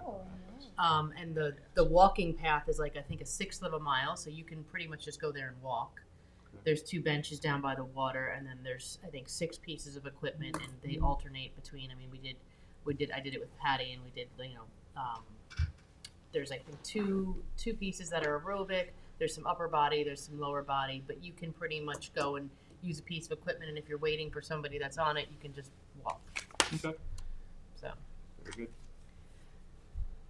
Questions? So the money will be available, same thing after the, waiting period for the I think permissive the referendum? final, the final amount, there was a little bit Yeah, a behind little it this year, and then we had a little bit Yeah, from last year. well, that's good. So ready to go. To bid as soon as the plan gets tweaked, right? Correct. And we might be able to avoid a bid on that by either using requirements contracts or even sourcing the equipment. The equipment is not hard to install, frankly. Goes in with just concrete anchors. So we could possibly utilize a requirements contract to build the trail and the foundations, and then park staff could install the equipment. Yeah, I think they're just doing stamped concrete for the Okay. trail, Very good. and we left it open for the new sanitary or the new The bathrooms, right? comfort station when that's a Much separate more. project. Okay. I mean, if it's handicap accessible, then it could be CPF. We did talk to Jackie about that, and she potentially could help us with a little bit of it, but the way we've moved it now, the money that we had will cover everything, and Jackie is gonna be sinking a lot of money into the next project, which is the East Quogue Village Green Walking Path, because they're doing that all in pavers. Correct. And Bel Air. Wait, so, okay, yeah, so Can we go on, or? go ahead. So East Quogue Village Green Walking Path, the existing path is stone dust. There's a significant drainage issue out there where the stone dust is constantly, the term is rilled away, but eroded, if you will, and creates tripping hazards. Parks goes out there and has to regrade it on a fairly frequent basis. So we went back and forth, we being Municipal Works, Parks Department, and CPF, about whether or not we should do a stamped concrete or pavers. Tom and I think I can say that, Tom and I support the permeable pavers because you have a significant reduction in drainage that's required. And frankly, the pavers do not, in all but the most intense storms, allow the stormwater to run over them. The stormwater hits it and it goes in between the joints into 12 inches of drainage stone underneath. We will be putting a perforated drain in that drainage stone for the worst case scenario that will then go to a subsurface dry well. But the cost is significant at approximately $800,000, which we are in, I haven't gotten confirmation yet, but we are in discussions with CPF to fully fund. She plans on funding it, Funding and all of that. it's a very heavily used walking path in Mhm. East Quad. And it'll spruce up the place a little bit too. The stone dust is kind of, what remains of the stone dust is in rough shape, and there's a rusted steel edging that retains what's And we're left of redoing the that. playground too, so. Well, that's why, Playground why is in the isn't that future. on here? On where? The playground. The playground is not on my personal radar. That's We Parks has not funded it reached out for to this us year. to. We did fund it. Oh, you mean, so Parks Department is doing that separately from you? Yeah, They- there's a number of projects like that. Okay, so we could have Parks come in and just update us, cause Yeah. there's a lot of things, like the skate park, at Hampton Bays, so that, you're not involved with that, you're No, saying that's all on Not them? on a lead basis. Mhm. They might reach out to us to Mhm. pick our brains or ask for something, but they're pretty much taking the We should lead. probably maybe have them come in separately for a capital projects update. Yeah. Yeah, but our capital projects manager could take those on at some point, and manage all the capital projects, as opposed You to already having have a them. lot. Yeah, We but can Yeah, have but that we could- conversation with Kristen. Yeah. We can do it. Kristen, I have had brief conversations about that, so she's open to the discussion.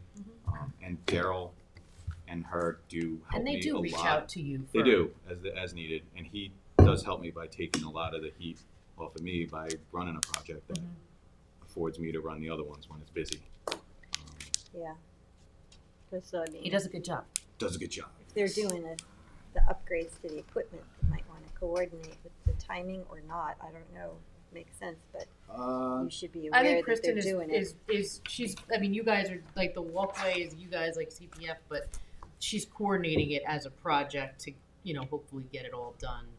Yeah, it should be. If she has the funding in place for the playground, they just have to pick the playground out, really. Mhm. And that's, the two projects won't be in the way of each other. Yeah, I don't see any reason why the playground can't be done this year. Yeah.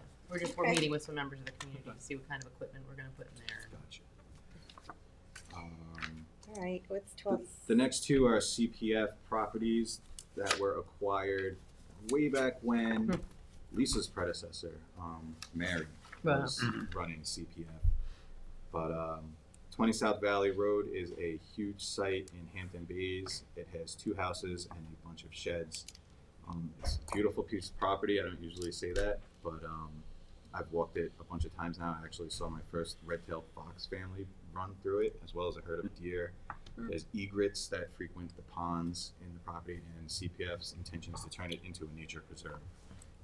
There's a existing driveway that goes from one side to the other. They're going to keep and hopefully turn into a nature trail. The first phase, of course, is to demolish the decrepit buildings that are on the site.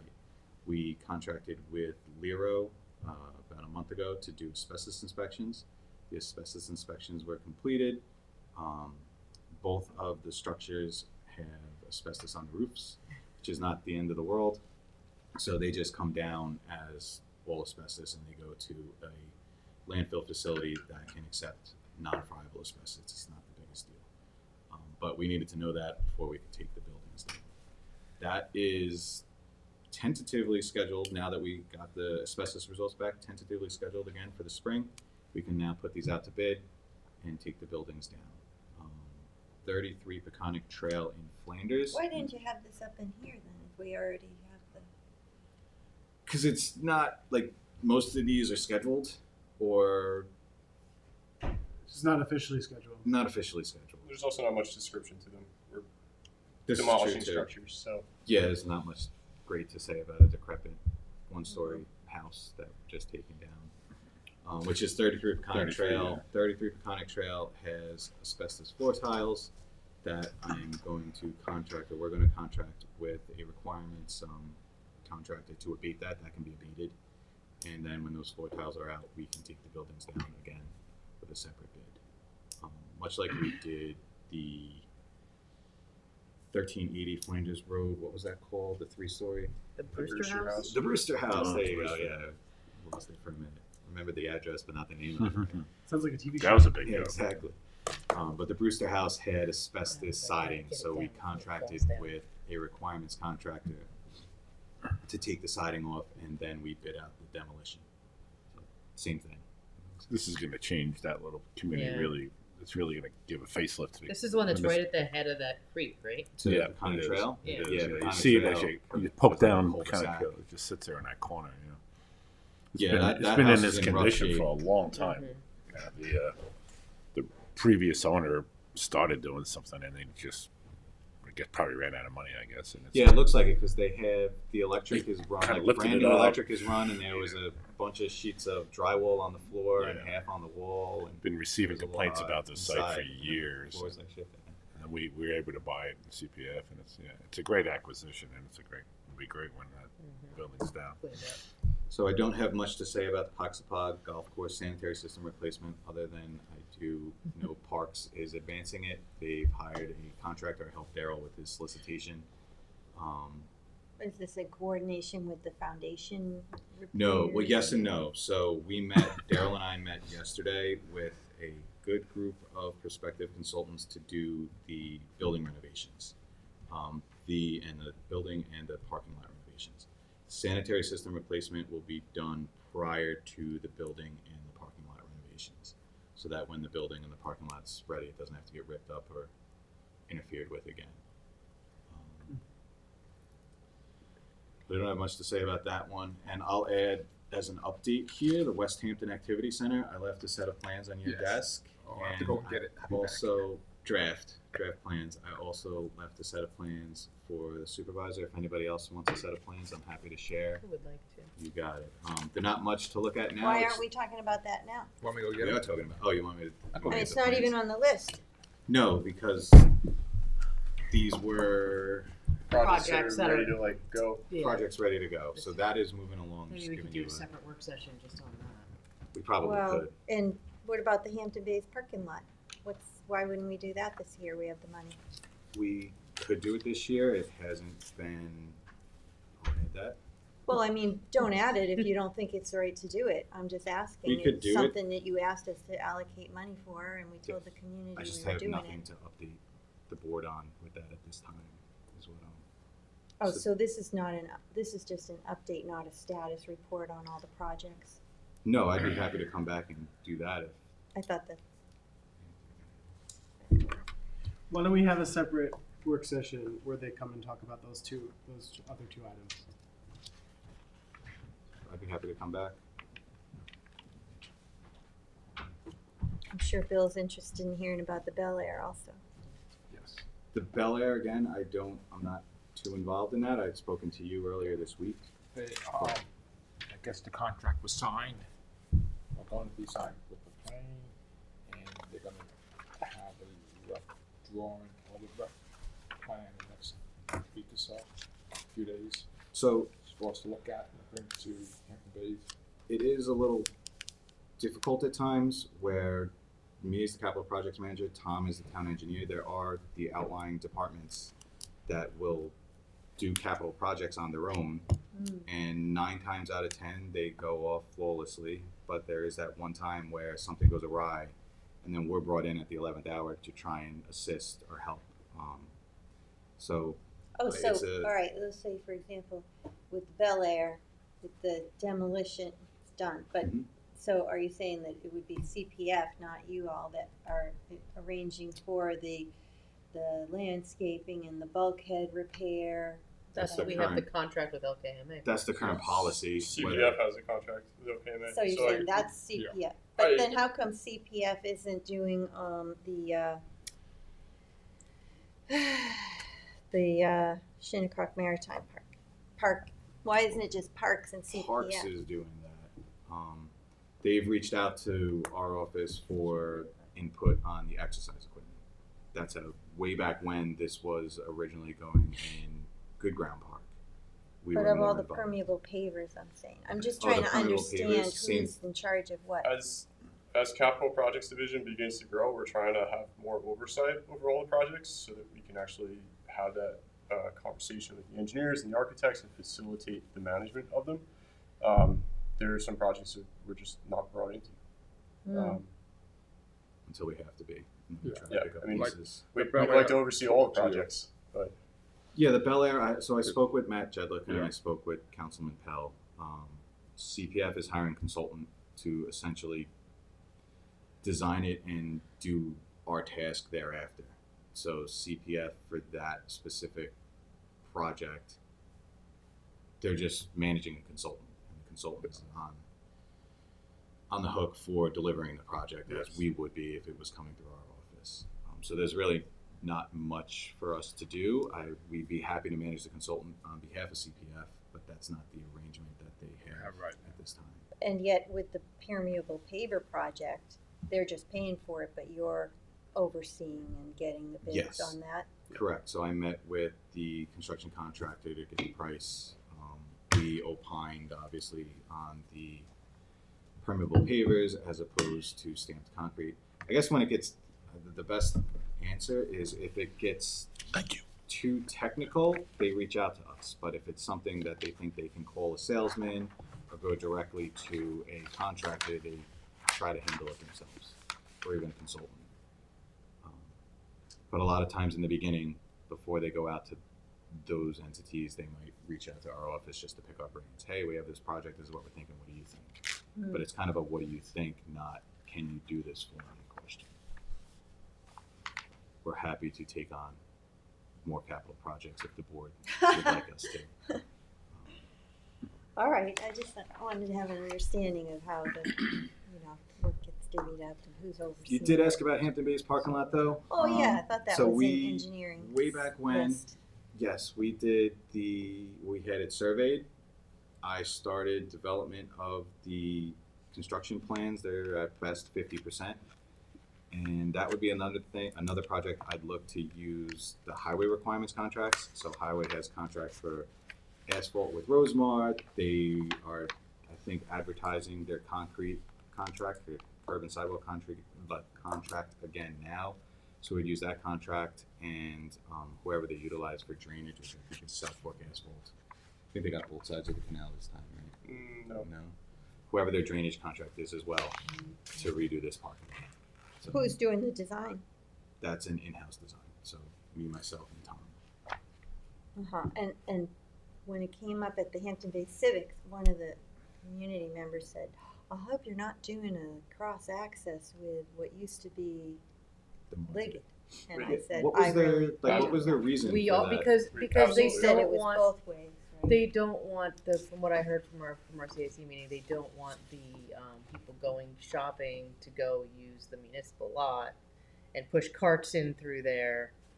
So that was their concern, but I do like the elimination of that one curb cut. You said you had two We designs could in mind? still remove that curb cut and not do the cross access because it's no longer going to be a one-way lot. So you would only have an entrance and an exit onto Ponquag. But You we don't could want do that. people going on Ponquag and, huh? And hit the mailbox? No, that was a request to have the mailbox. Remember? I thought we decided that We people decided could we get weren't out gonna and do that walk because if they felt had like as to. long as they could park, Yeah. they didn't mind going to the mailbox, but it was right now they can't park. It was, and now it's changed again. So maybe we can look at the plans before that goes. It's probably good they're not done then. But yeah, we can have a separate work session. I'll bring there were 4 or 5 concepts, and I'll bring all the concepts. All That right, would be good. yeah, let's Okay. do it for the parking lot in Hampton Bays and then for the community center, because it was my understanding that we're waiting for the architects to give us the detailed design drawings and bid specifications, so we could go out to bid on the construction of the building. Is that accurate? Correct. So they provided an update set for everybody to review.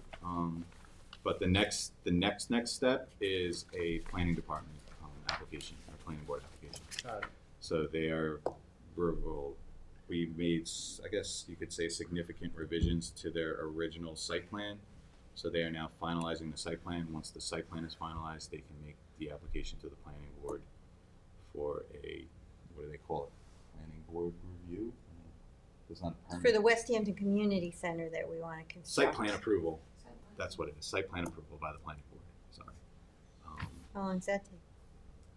We can expedite. Actually, if you are doing this as a capital project and you have an RFP and you have a public hearing, you can then allow, if the code allows me to approve it administratively, as long as you refer it to the planning board.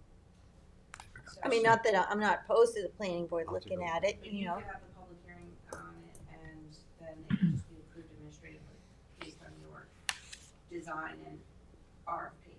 Because what was happening with municipal projects was that it was going to the planning board and then they were changing the scope maybe of work. And we already have a locked in RFP, bid, so it doesn't work that way. So it's easier if you're doing the capital project. But then you refer to the planning board, you get all their input, of course. You still have a public hearing. Okay, yeah, I just want to get their input. You're gonna get their input, but there's another way to do that procedurally. So you don't have to wait. Sorry. No worries. He's at the desk for the. Do you want me to repeat that? No. Okay. That's all I got for you. Any other projects that I don't know about that you guys want to talk about? I don't know, I'll have to look back in the budget, see what we approved for you all. Most of them are moving forward. And we did change the bond for the rifle range for the PD to say design and And construction. construction. Yeah, because So. you said that you might be thinking it would be better to do A a prefab. modular, prefab? Yeah, potentially, but not for the. We just didn't want to tie the Dollar $100,000 amount, yeah, to no. design. No, the design. We had 100,000 for the design of the facility, but you wouldn't need all that if you're doing a modular. Correct. So we wanted to have the other, what little bit would be left from that. Okay. Because it was construction. all, the way it was written, it was all tied to the just design, and we couldn't have used it for anything else. So. But that's gonna be adequate, modular building for the rifle Yeah. range. It's pretty much So- used for training. Yeah, not modular like the court. Yeah. Modular as like, Precast. I'm thinking prefabricated concrete Yeah. type Yeah. building. It's actually, well, we have one now at Good Ground. So the Good Ground bathrooms are a modular precast building that came off a truck and was plopped. And then it's actually, if you go on the utility chase of that building, you can see where the two halves are tied together with the steel. How are they for maintenance, those buildings? Pretty easy. Excellent. You can set them on fire, and the only thing that burns is what's inside. So, that's actually good, so people can't really vandalize them too much. Make sure that- Yeah, no, you Well, can't. it's I the mean, police rifle range, so I hope Yeah. they're not I vandalizing. know the bathrooms. Oh. The Well, bathrooms, the porcelain toilets and sinks, but Yeah. I mean, it's They're not even- concrete walls. So in those bathrooms, they're not even porcelain toilets or sinks, they're steel, Oh, they are? Okay. stainless steel, so they're indestructible. Wow. Because we're thinking about maybe putting some bathrooms at the Bel Air. Yeah, Maybe- that would be my recommendation. It's the same type of building, not nearly as large, but yeah, if you put a building like that, it'll be indestructible. That way, it's, because we get a lot of complaints, people who walk the bridge, maybe they could stop to walk from there, have the bathroom. Yes. The complaint about the We had- porta john being taken away. Still have to check from the the FEMA pond. flood zone elevation at Bel Air to verify if Yeah. we're even high enough to site a bathroom, because they'll have to comply Uh-huh. with the freeboard, Okay. but. Oh, and then let's have a work session also to talk about the Jackson Avenue complex. Yes, I'm going to meet with you tomorrow because we have a draft. And also, we can, at the same time, when you have a work session, talk about the glass crusher. Yep. And, because we think that should Okay, be, let's talk maybe inside a building, so it could be used in the wintertime if we had taking Yeah, the no, glass. that'd be great. It's just gonna increase the cost Yeah. significantly. Yeah, because that way if you do taking glass from like South Hall, or, another Yeah. town, because it doesn't really pay for each town to have heavy duty equipment. We got to Yeah. share it.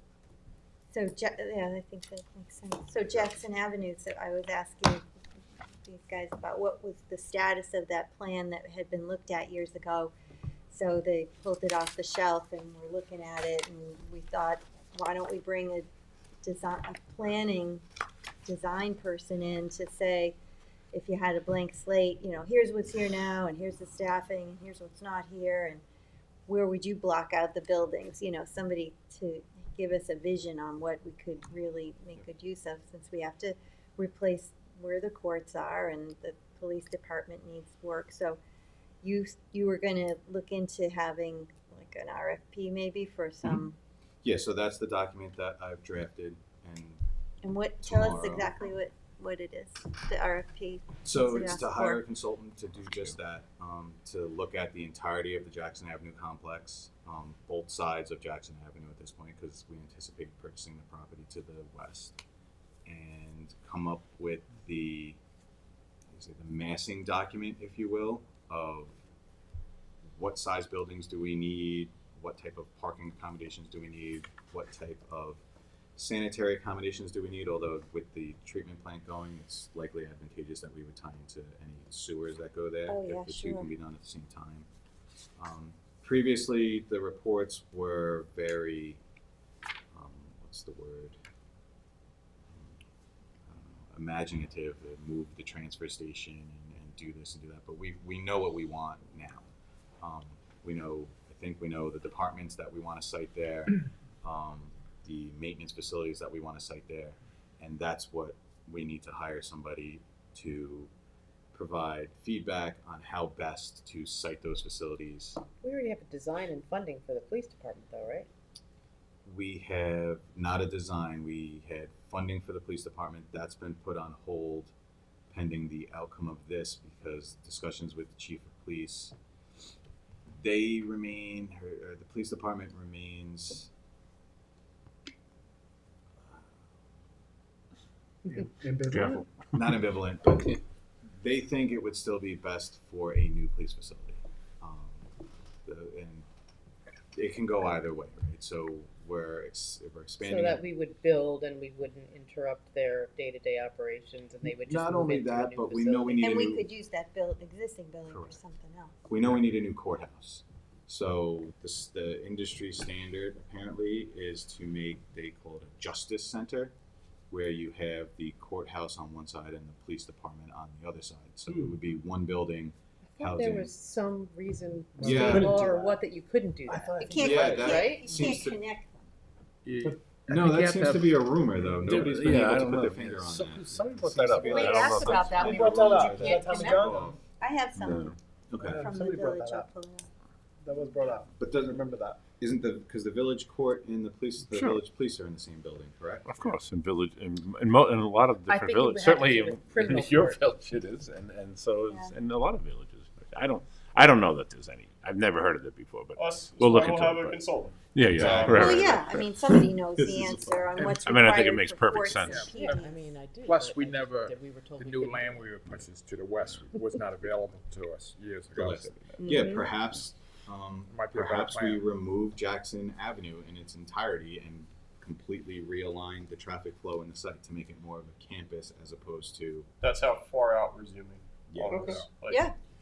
Because if we're gonna sink tens of millions into Jackson Avenue, we've got really one shot to do it. But we're doing needed upgrades to the police department, correct? Correct. So Yeah. with the Courts. existing budget that we The have, we're going to bathrooms are update horrible. their plumbing and their HVAC HVAC. and put some potentially new flooring and paint on the walls. Because the chief said he's fine as long as those things get Get them. upgraded. And we have the money for that, right? Yeah, I mean, it just makes sense to look at the whole thing comprehensively. What's the best use for it instead of just hodgepodge? Exactly. No doubt. And you have the land, which is Yeah, You you nice. have so have- much I mean, land you have over there. Trustees maintenance, you have parks maintenance, and you have highway maintenance, and they're all working except for the trustees that from time to time work on boats. They're working on vehicles. They're three separate Buildings. facilities. Why not put them in one facility, even if they're separated by party walls. But now, instead of 3 facilities, each have a specific lift to lift the same type of vehicles, they're one facility with 2 lifts, and they can share the lifts, they can share the tools.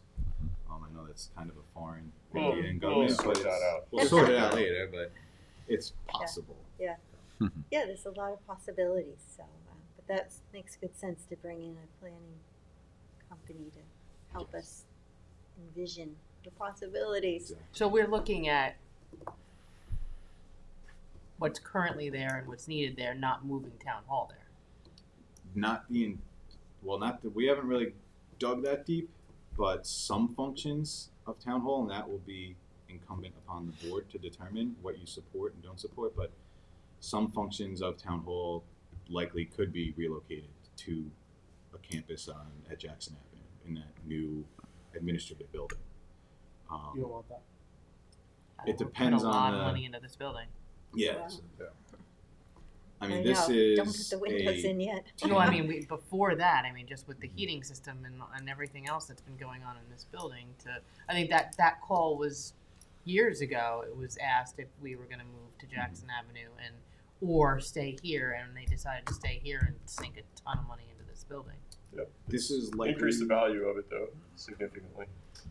and this is likely a 10-year project at best. So It's like 3 the boards. away improvements from made here. to this building will be able to We take won't be- we advantage won't of be here. for the next. No, but we have to start it, because if we don't start Of it, course. then the we next have board's to gonna do talk it. about it, and they're not gonna start it. And you'd be surprised how quickly we can get And stuff then the done. courts will be, instead of, you'll be walking in the courts and hoping your feet don't fall through the floor. Yeah. All right, so we'll coordinate with Janice to set up some work sessions to go through that. Thank you. Thank you, You're gentlemen. Thank welcome. you. Thank you. Excellent. I guess you fixed the chair so they slide better. You still have to do that. Oh. Same chairs. Oh. Thank Just hit the table. Let the lid- let the You're up, table up a little Janice. bit. All right, Janice, come on up. It's supposed to be redone. Okay, for our Sure. continuing Yeah. Let discussion. me just let Kevin know. Kevin, just so you know, Janice is going to use the computer, so I don't know if you have to do anything. Sorry. Maria, we were also, where are we on this and changing the dais and making it, I don't know. Better. I was just making sure we got the new chairs. that was something we were supposed to be looking into, right? Yeah, it was a lot of money. Yeah, but there was no follow up. You got a No. quote?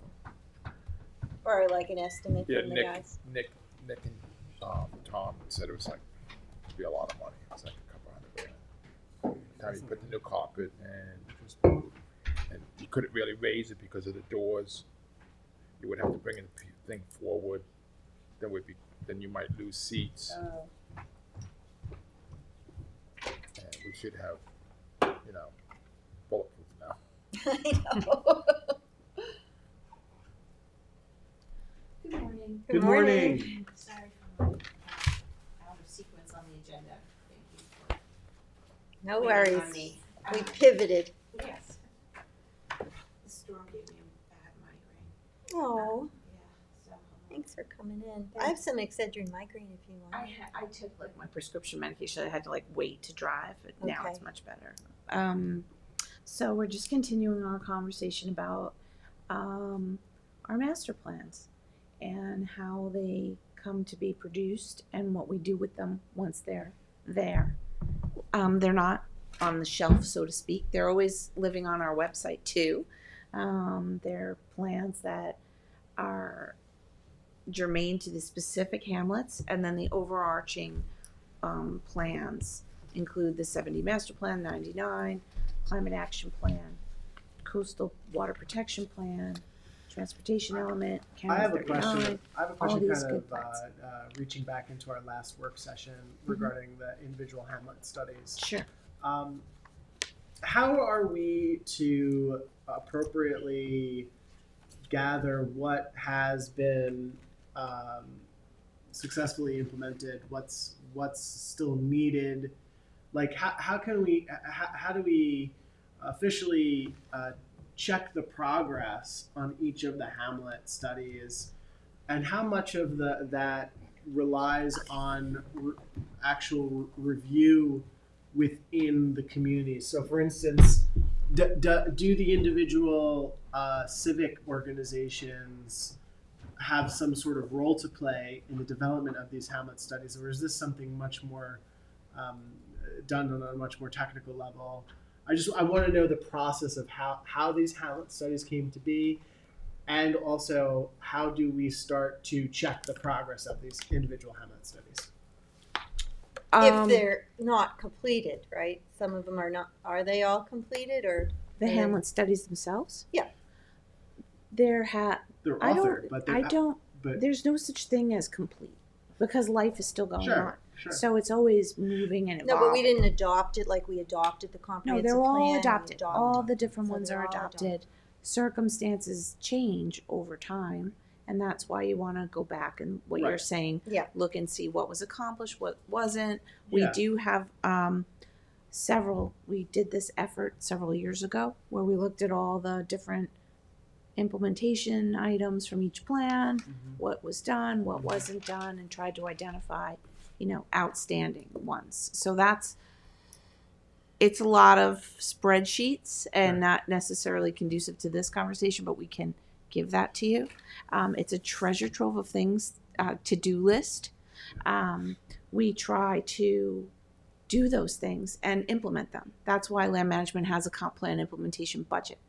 So the things that the town boards tell us they want to focus on are what we put in our budget planning. If you tell me, well, I want to update, a comp plan for a specific hamlet, then we would put that in to our budget.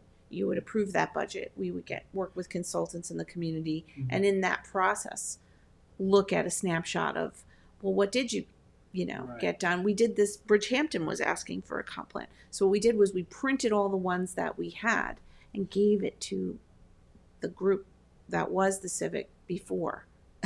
I think that they kind of disbanded at one point. The CAC became the civic, something along those lines. But when it was a CAC, we gave them all the books and said, mark them up and tell us like this, we still care about this. Because it may have been a different group of people that something was important to that vocalized that, and it gets in a plan, but later other people are like, nah, we don't like it like that or want it that way or whatever. So it's not necessarily set in stone, Yeah, of course. even when it makes it into a comp plan. Sure. So but did the community groups play a role in the development of these documents? Always, every single one of them. Yes. And what was that role? Like, what did it look like? Like, was it the planning department went to the individual meetings and spoke to the residents? What were there like? Was it what did it look like? There's different procedures for each one that we had, but there was always a significant amount of community engagement where our consultants would go to the civic meetings. We would have public hearings. We would engage them on various different places that made sense at the time. So they're different for each one, but there's always a community participation and engagement process embedded in any planning effort. Yeah. So I appreciate what you had to say about the ability to sort of work with experts and consultants to take a look at what we've done, what perhaps gaps exist. But one thing that I would point to, Janice, is what we actually did with the Traffic and Safety and Mitigation Task Force, which you were helpful with, which is what we looked at the County Road 39 corridor plan, right? And very roughly, right, we kind of looked at it and identified perhaps what we've been able to achieve, what we haven't been able to achieve along the corridor. I'm wondering if that is something that we can do hamlet by hamlet. I know it sounds like it's a pretty big undertaking, but I'm wondering if that's something that we can talk about further, just to identify within those documents what exists, what we've accomplished. In terms of traffic? No.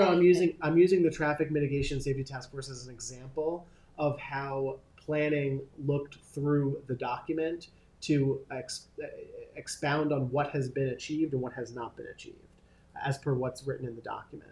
And could we do the same exercise with the Hamlet studies? We should do that with the Hamlet studies and the regular comp plan as well, to see what's been achieved and what hasn't been.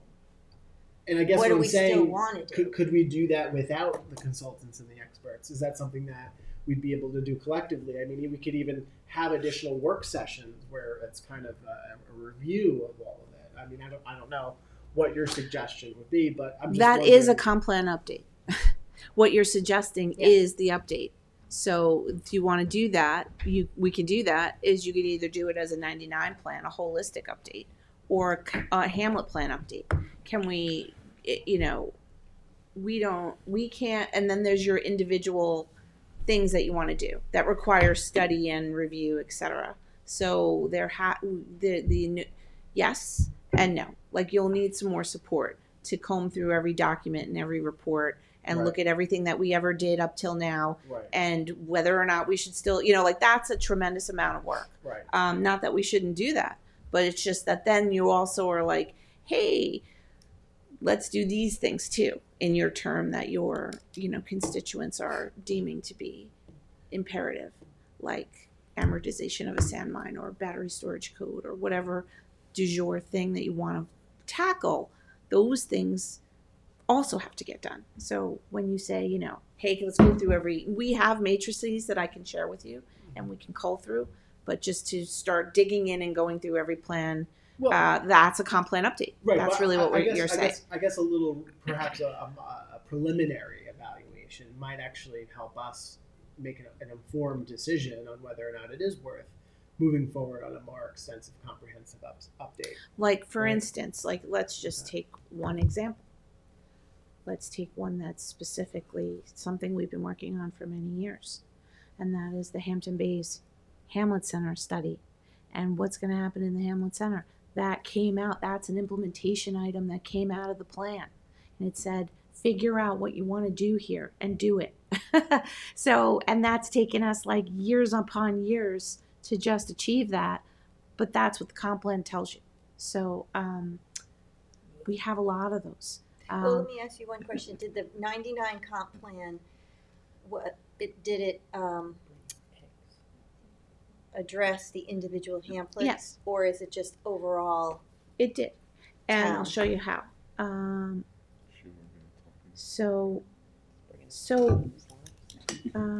me go to where it is.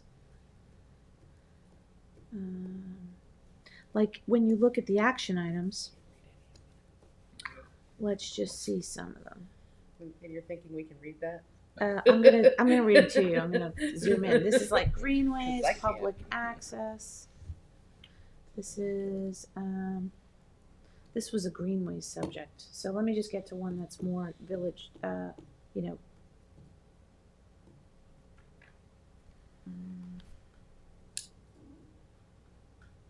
sorry. And to be clear, like we'll do whatever you want to do. You know, we'll get the resources we need to do it. It's just that it's, you know, I don't want to overwhelm you with all of it because it's a lot. Well, yeah, we want some general background into what's in the plan and the Hamlet studies and the, you know, the various floating zones and whatnot before we embark on the update. Mm-hmm. That's all. That's why. Okay, so here's vision for Hamlet business areas, right? So here were the vision goals.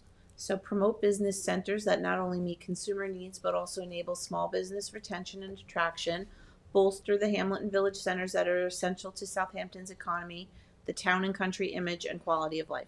So this was our bedrock foundational, you know, vision. So that would apply to all the downtowns. Everything. Yeah. And then here's the goals. Focus growth to accommodate increases in population and spending power by channeling growth to existing centers. Provide more flexibility as to use in and near the centers, but with more assurance of good design. Promote unique one-of-a-kind shopping and locally grown small business. That's still something that sounds good, right? Like we still all believe that's a good thing. So, I mean, I think it's important to go through the vision goals and confirm this is still the vision, this is still how we all want it, you know, and then we get down to the details. But reinforce the special character of each hamlet by promoting a unique identity, improving access, circulation, and parking, upgrading public spaces, pedestrian amenities, the streetscape, and historic qualities, and promoting civic uses. Jen. And then upgrade the business corridors. I'm going to just finish this one thing. By improving and coordinating access and circulation, which we've been working for many years to do. Promoting more attractive signage and landscaping. Providing incentives for redevelopment and consolidation. And providing greater flexibility as to use, but with greater attention to design. Mm-hmm. So these were the core things for our business hamlet nodes, Mhm. centers of business. And then each one of the hamlet centers in this plan has like a little thematic. And then this is what you're saying, what you would like to, oh wait, this is a retail hierarchy, sorry. This is just talking about the highlights. I thought those were the action items, but Well, so wouldn't we, in the updated comprehensive plan, have an appendix for each of the hamlets that have a hamlet study, so that now, not that the study would be an appendix, but, what that particular hamlet would want, you would just To update see. those hamlet studies. but they're not part of the comprehensive plan. They are. Every single one of them has been adopted as a comp plan document. So You would think that the comp plan is just one document. The comp plan is all your policies, all your codes, all the things. If a community didn't have a comprehensive plan, a court would say, well, what are your, what's your overarching principles? Where's your, and that would count as a comp plan. understand. So it's not just one book. So, but let me ask you something. Is there reference to each of the hamlets in the comprehensive plan? Yes, there is. So I'm trying to get at. So yes. there is a tabulated Bridgehampton, Noyak in the comp plan. That sort of Hamlet Center. It talks Right. about the Hamlet Okay. Center, and it talks about overarching principles for everywhere. Then the Hamlet plans get more specific, like the bigger breakout. bigger documents. breakout. Like if you, so I'm trying to show you here is the Hamlet Center vision, right? Like all the different things. Like this is the business area. This would be open space. Of what hamlet? I This can't one remember. is Spionk. Okay. So So do and some then of, it has sort of access, relocate this, do that, promote, blah blah blah for Mhm. the Hamlet Center. Then if I wanted to know more about Spionk, I would have to go to its own, outside of the Hamlet Center, more information. I the go to Hamlet the study. own study. So can I ask you about the studies in particular? Do some of the vision goals of the Hamlet studies conflict with the comprehensive plan in any way, or are they all in conformance? There could be something in there somewhere that doesn't match, but I would say it should and does match the goals and objectives. Some people said, and because we're in this one, never mind, I'm not even going to get into that, but like the thing here is that I would say these things match what the comp plan, but they're more specific issues and opportunities and recommendations. So they get into, the literal, you can see this map, it's really small, but I'll zoom in, the literal things. Now, Woodfield Gables, this was something that was going to be a subdivision or one of these, and we ended up buying it. Were we, not allowed to buy it because the comp plan was talking about its redevelopment? No. So there's always that. Little flexibility. There's always Right. flexibility. But if you look at, this is much bigger. This is beyond Remsenburg. Like this is much bigger than the Hamlet Center in the 99. It gets Understood, yeah, more specific. So that's what happens in the Hamlet plans, because this document would be like this thick if you tried to include everything and everyone. But you can't just I feel that you can't just look at each individual hamlet and make plans for it without considering all the others. You have to consider all the others. But if you're doing it But as look, separate plans, they're never really separate, because when you look at these plans, it starts saying, look at the previous planning studies. It encapsulates all of them. There's reference, you're saying? Reference, it considers them. It says, well, here's what it said in the 99 plan. Here's what we're saying in this plan. It rectifies it all in the plan itself, in the update, in the area you're updating. So it's not, it goes into all the things that led to this plan. It doesn't leave anything out. So it's not like the comp plan points us over here and then we're in our own little vacuum. That's not how it goes. When you're over here, you're still everywhere. Sorry. Doesn't. So there's plans within plans within plans is what I'm trying to say. But you can get, there's a recreation plan, there's all kinds of plans. So the question is, where do you want to focus your attention and what do you want to accomplish? Because it's limited in time, you know, of how much can be, look, even the capital projects, there's only so many things that you can do in a given fiscal year. So how much do you want to go into each one? That's, Or I mean, where I do think you wanna that's why. focus I is think really the that's- priority. I think that's why I said what I said at the outset of today's session, and I think that we should really have sort of a rough evaluation, sort of an inventory that maybe we can collectively put together that can outline like where potential gaps exist, where we've made progress, maybe there aren't gaps. I mean, We have, is what I'm trying to tell you. I will give you that. We have matrices, spreadsheets Okay. of like, here's what it said, here's what we did, So we here's what should didn't review do. Oh, You know, so Yeah, that would be we've done that that. would be a great start. You want to do that here, or you want me to just give that to you? probably give Okay. it to us. So Because we it would can just look at get, it. you know, Yeah. that would be it's too sort of easy like to looking sit through a here. budget. After a while, you get cross-eyed. I think it's good to stick to the overarching goals, Mm-hmm. and then what you want to do, what's changed, what are the specific opportunities in a given area, and then how do you, in 2025 and going forward, promote all the things you said you wanted to do in like 1999, or you know, at any time these other plans were enacted. So I was gonna go to the economic section today, but we can just keep staying on these You could go to hamlet the economic centers. side. You could Yeah, go. do what you were gonna How do. much more time do we have? 5 minutes. Okay, so well, here's, you know, what I was trying to get at was the Hamlet Business Center plan was all of them. The selected centers, you know, are here. And then it gave overall concepts, like for Spionk, country station theme along Phillips Avenue. And we were able to say, when they came in for Spionk Commons, the original design for those multifamily, how it looked, was not what you see today, because it was just, you know, usually you get a proposal and how do you gauge it? What do you put it up against? How is it not arbitrary? You have to have something. So we said, well, wait a minute, how is this country train feeling? Like, this doesn't feel right, you know? And so we had them redesign it to feel the way that everyone felt that meant. And that was encapsulating, there was an old, they called it the Hoag Hospital. Some people have called it other things that are not, you know, appropriate. There was a structure there, and it had a Queen Anne architectural feature, the rounded and rotunda type of thing. So they redesigned it to be a nod. You see that building that has that now. It's a nod to that, the historic Hoag Hospital, which many people in Spionk were born in.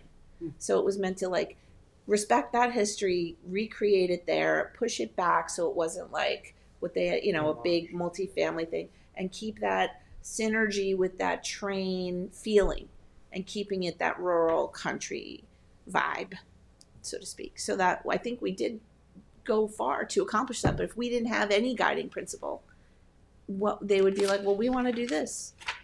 And we'd be like, we don't like it. And then what? You know, we're just arguing over personal taste. So it's good to have like a thematic understanding of where you are, the context you're in, and how you want to emulate that.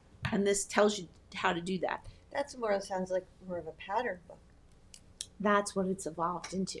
Because then But I'm somebody will go, talking well, what do about, you like, mean? Because what I think of, Density, open space preservation balanced with increased density, balanced with, you know, all these other factors. So that's what I think is important to get a handle on the, you know. so you're more interested in the update for growth management, it sounds like. I think we're that's an also, important thing you know, to look at. Sure, that's always, you know, I was reading in some of these technical documents, the, you know, originally the land use in the town was always, you know, agricultural, and there was only like 4% residential, and now it's over 80% residential. Mm-hmm. So residential has become the dominant land use, and with that comes a lot of things. Need for services, you know, we Yep. want parks and recreational facilities, blah, blah, blah. All those things come along with it. So, you know, but the good news about the 99 comp plan and now is that you've preserved over 5,000 acres of open space, where the comp plan back then was only trying to use, you know, like subdivisions for clustering and things along those lines. And the TDR, we were on the brink of CPF being, created and all the good. So that is a stunning win for the town and the preservation of agricultural farmland. Incredible, really good stuff. So then now, as you know, there's a dark side to that, which is that exacerbated the prices to go up, less opportunities for people to have housing and afford to live here. So then we embarked on an entire different track, which was how do you negotiate the fact that there's limited parcels left and you need affordable housing, and then all those other plans evolve, like the housing plan. That's an element of the comp plan. So taking a look at those trends and saying, well, we need these things to happen in order to respond to them. See, when you just, go and do all this preservation and then, oh no, the unintended consequence, look what happened. So now we have to have space for all, build all the affordable housing, and then we go march forward with that, and then we'd be like, wait, now there's too much of that. So that's all I'm asking for is some measured, balanced look at what it is we're doing, and there's got to be. No doubt. And the comp plan tells you what to do. Channel growth to your hamlet centers. Tells it over and over again in every document. But we don't always do that, right? So, I mean, that's. Nobody has said, then let's channel growth to the hamlet centers, So that could be something I think worth looking at. And you can look at the hamlet centers and what's even available to grow there.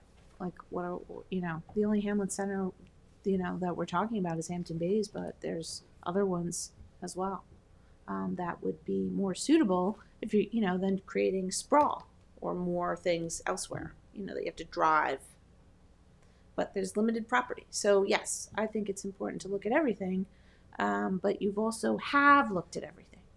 So it's sort of like, what do you want to do? Somebody did. We didn't. Well, you are right now looking at it. You kind of want to review the look at everything and update it. Right.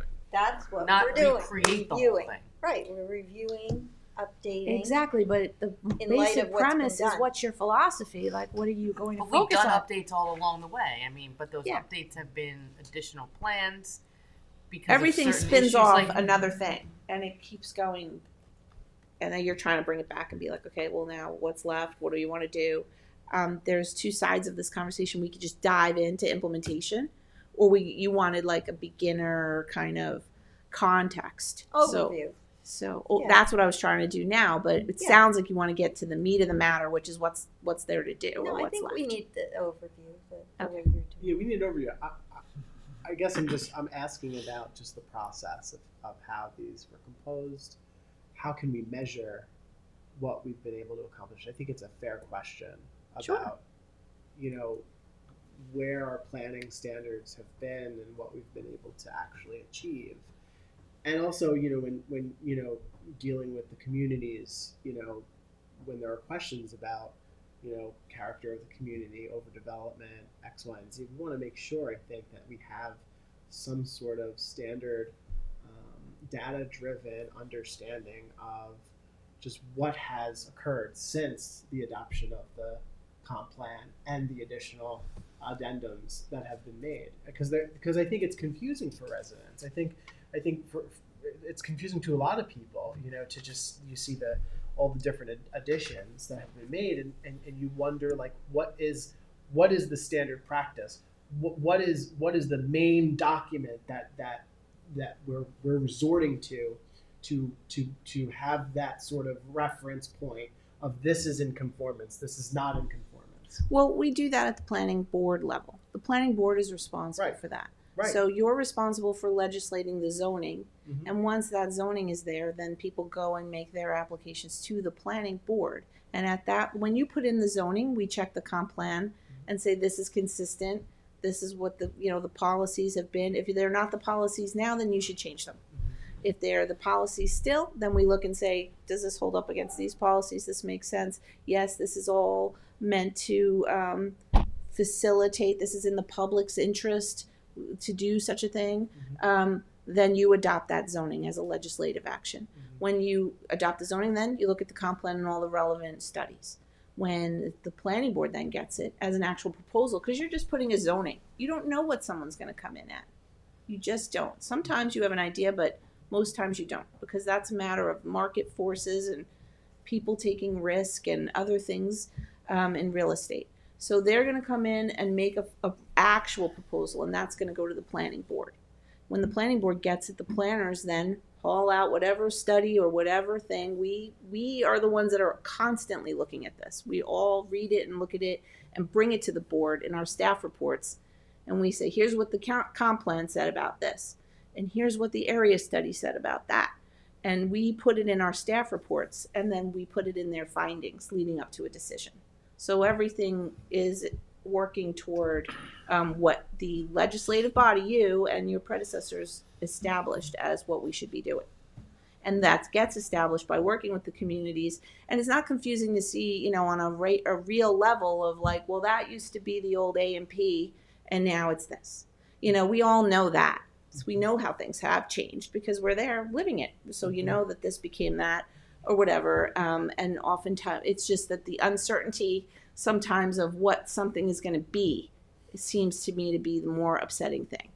How it's going to be versus, or like the, you know, what are you planning? And we're only just reacting and creating ways for people to do what they say they want to do and live the lives they want to live in their communities. We're not over-putting any plan on anyone, right? Yours just allowing things to take place or not take place depending on how somewhere wants to grow and its patterns. But there's also, when you see something in a plan versus an actual application, it, I think, weighs differently on people. And the most perfect example that I can come up with is, you know, the East Quogue Hamlet study, right? They looked very specifically at tracts of land that were available for development.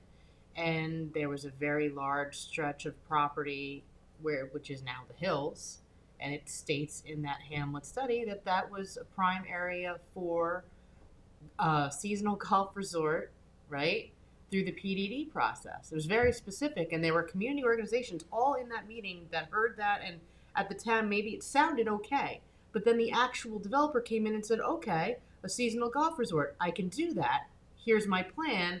And then the community saw the plan and kind of freaked out about the plan.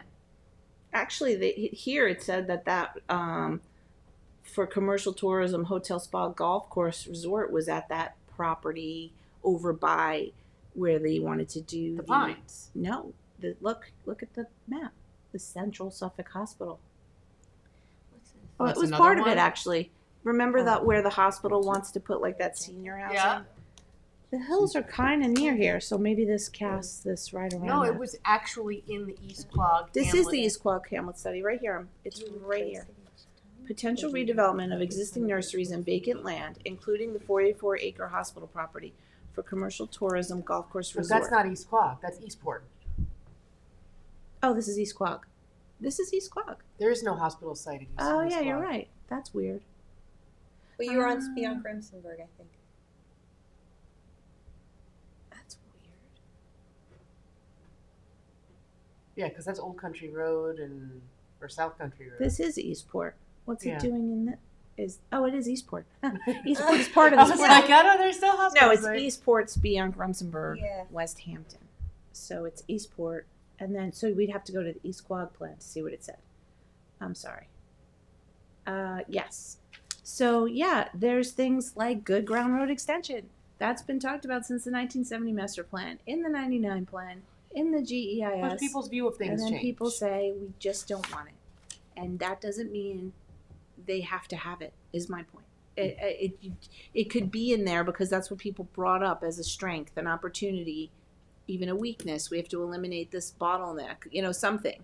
Well, so East Quogue, very specifically, the CAC had talked about wanting to maintain the Hamlet character of downtown East Quogue. And so I tasked them with this. We'll go pull up the study that we did. Go pull up the plan and read it and let me know what's in there that you no longer agree with or you think should change. Then I think that's kind of like where we should start. You know, like what in this don't you agree with anymore? Or what hasn't happened? Or Yes, what can we 100%. facilitate? So that's what I think too. Like the 99 plan is still these overarching principles that we should look at and what overarching things should you do. But it was more concerned with agricultural preservation than anything and maintaining the key economies here being agriculture and fisheries, and Does small every- businesses. Does every hamlet, and I think I know the answer to this, but I just obviously want to ask you, does every hamlet have a pattern book? No, Not a pattern book. the first pattern book ever adopted was for Hampton Bays. Okay. And I think we're moving toward Riverside being the Does next. every hamlet have a hamlet study? Yes. Yes. I think a pattern book as sort of a conjunction, perhaps a conjunction or appendix item to the hamlet studies would. A pattern book would be for the downtown, not for like the subdivision Well, I think somewhere. I'm thinking Right. about it more holistically, perhaps as for the hamlets, because I think there is an interest within the hamlet communities for a general overview of the look of the communities. You know, And that's that was the other thing I asked East Quogue to do. I said also look at the Hampton Bays pattern book and see, you know. So. Yeah, I don't know how that would work in Bridgehampton with the historic The historic district, district. but, it could be. I would recommend doing pattern books for the downtown hamlet centers or the hamlet centers that we're talking about where you channel growth to them or something along those lines. And then how does that get coupled with preservation? Okay. So on one hand, you've got preservation, and on the other hand, you have channeled controlled growth, and then in other areas you don't have sprawl.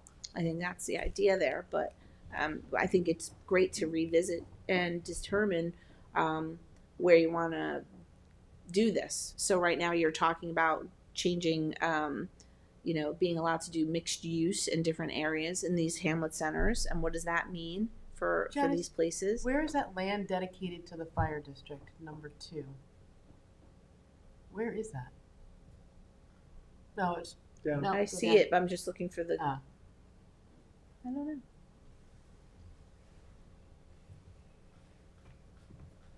It's got an arrow to it. I was looking for where's the numbers? I'll look into it for you. Okay. Yeah, so this was the East Quogue one that said, clustered open space, which is Kajowski, which you just talked about today earlier. Here, it was a public golf course. Farmland preservation, mix of housing. So these things all had recommended, land uses associated with them that the community was aware of at the time. And then community people change. And then different people are like, well, I never, now you're new. And it just keeps going. That's why I say it never ends. Which is fine, because that's life. Like there's That's a all lot good. of young families in East Quogue now, and they might have different take on what they would like to see in East Quogue. Yeah. And that could be I mean, I think you hinted at it earlier, Janice. It's philosophical discernment, right? I mean, is this a living thing, or is it something that's, more fixed? It's living. Yeah. Once you are fixed, you're gone. Right. Right, There but is you no do fix. finalize it and adopt it as part Of of course, the but then plan. we use it. Right. We read There it. isn't We a- look at it. We Yeah, talk there about There is a it. sense You of have to work with originalism with certain You amend it. ways of understanding, like what you can and cannot do. I mean, there are things that are way out of scope, right? I mean, that's This is all like, these are our vision. This is how we want to be set up. And this is our identity. And this is our goal, to keep it that way. Because everyone has seen in places, you go somewhere and you're like, oh, they have the same exact shopping center, cookie cutter somewhere that somewhere else has. And we're original, first English settlement in New York State. We're a tourist attraction. We're a destination, a world renowned place. So how do we keep ourselves sort of identified as a place that is its own identity, and our identity over the years has always been surrounded with where the people from here are, they're farmers, they're fishermen, they're captains of industry, they're industrialists, they're sea captains and whaling, all of those things have all been here. So how do we emulate that in the way we look and present to the world, and then in the way we, more importantly, in the way that people need to live here and work here. So that's the comp plan. And then everything follows from there. The zoning, how you want to pattern yourself is all that. So we'll just, we have a lot of that, and because there's a lot of opinions on how that should go, and it's so much good here that like it's very positive. When you read our documents, they're very good as far as like being, dedicated to excellence and quality and beauty and truth and all the good stuff. So Those Hamlet studies, were those done in-house, or did we hire consultants to assist? consultants. Consultants, yeah. Yep, mostly all of them were done by one consultant or another. East Quogue did it a different way. You could do it this way, where it was a SECRA, the actual SECRA, and Hampton Bays too. The generic environmental impact statement is the comp plan update, because it's all of it put together and the impacts assessed. Mm-hmm. So it's, instead of being like, oh, we're doing our SECRA on this document, the SECRA itself is the document, which is, another way to go about it. It kind of combines things. So, yeah. But so I will look through these matrices, and just so you have a sense of, but if you do want to look at, the planning considerations, the objectives, and then, action items. Like, they're not big, hefty things. Some of them are focused retail development. Like, they'll tell us, like, over here, not over there, type of stuff. And we take that in planning and present it to the planning board. And so there's nothing to do as far as an action item. That's just an ongoing thing where we just make sure development is like this over here instead of that over there, or, that kind of thing. So hopefully this makes sense. I know it's a lot, and I'm sorry if I'm jumping around. I'm just trying to, I've never had to present any of this before. When we've asked to do changes of zones, aren't those inconsistent with the comprehensive plan then? No. Because it's the change of zone has standards embedded into it. So you have an area and you have a floating zone, something that exists. Well, I guess you'll have to tell us about these floating zones, because that seems to give a lot of discretion to just change the zoning. Because I thought you said the zoning flows from the comp plan. It does. It does, and it doesn't. It tells you to channel growth to a hamlet center. Then a senior citizen floating zone says, locate me near a hamlet center. And if you found a vacant piece of property near Hamlet Center that you could channel growth to using this tool in your toolbox and put it over here, that's not inconsistent. That's consistent. These are tools, the floating zones. But I guess that's the question is, what are all the tools we should become aware of what all those are? Because yes, they're all in the code. So you want me to give you all the floating zones? Maybe next time we can talk about what the floating zones are. And, sure. Just seems I think this is very helpful, not only for us, but I think it's also very helpful for the public to also get a better understanding of how this applies to our policies and how we make these decisions. I think it's very helpful, and I appreciate you going through this all in a very detailed way. Sure. So maybe one time you could talk to us about all the floating zones, and then another is all these overlay districts, or like the floating zones are overlay districts. Well, what do you call a aquifer protection overlay district? Is that a floating zone? No, that's a permanent overlay. Yeah, so that's what I mean. Some of them float and some of them are static. They stay. They don't move. The zoning ones float, like as far as zoning change. Like if you want to accomplish something, you can look in your toolbox and be like, oh, this one, and I can accomplish it now. Yeah, versus that seems like a little bit. They're tools. Yeah. Because if you try to land them all now, you don't have, we tried that already, and we didn't have a viable proposal. So people get all upset before we even have a proposal to do something. Isn't it better to land it when someone's actually asking you for it versus you just being like, yeah, this is going to be this now, and no one's doing anything? Then you're to blame for putting it there when no one said that you should. Or we're to blame for agreeing to the application, because now the applicant can say, I have every right to do this because you could land that zone right there for me. And for you to not do it. It's always at your discretion. Of course you can get sued, but it's always at your discretion. Zoning changes, that's why they set it up this way. Zoning changes are discretionary. So, it's hard for me to say you know, I'm just here to facilitate how you want it to go based on how your constituents want it to go, you know? So it's not my will. But at the same time, if you ask me, well, what would you do here? I can recommend all the things because I know what all these plans say. Yeah. So my recommendations aren't mine either. They're from all the studies and years of doing this and seeing what works and what doesn't. So You gotta figure out how to impart all this knowledge to us. yeah. So okay. So well, it was, you know, this is more introduction stuff. Yeah. Just getting our bearings. It's a little fuzzy, but I think we'll get to the meat of it, and then you can always come talk to me offline, and I can then prepare better for what you're looking to know. Like next time I'll have the overlay zones. We can go through those. And just All keep right. going through it, I guess. Yes. Just stay tuned. Okay, Thank thanks. you. Thank you.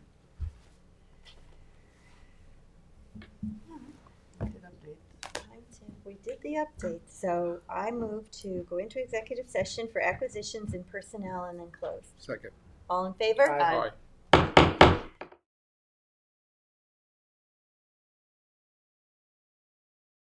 Aye.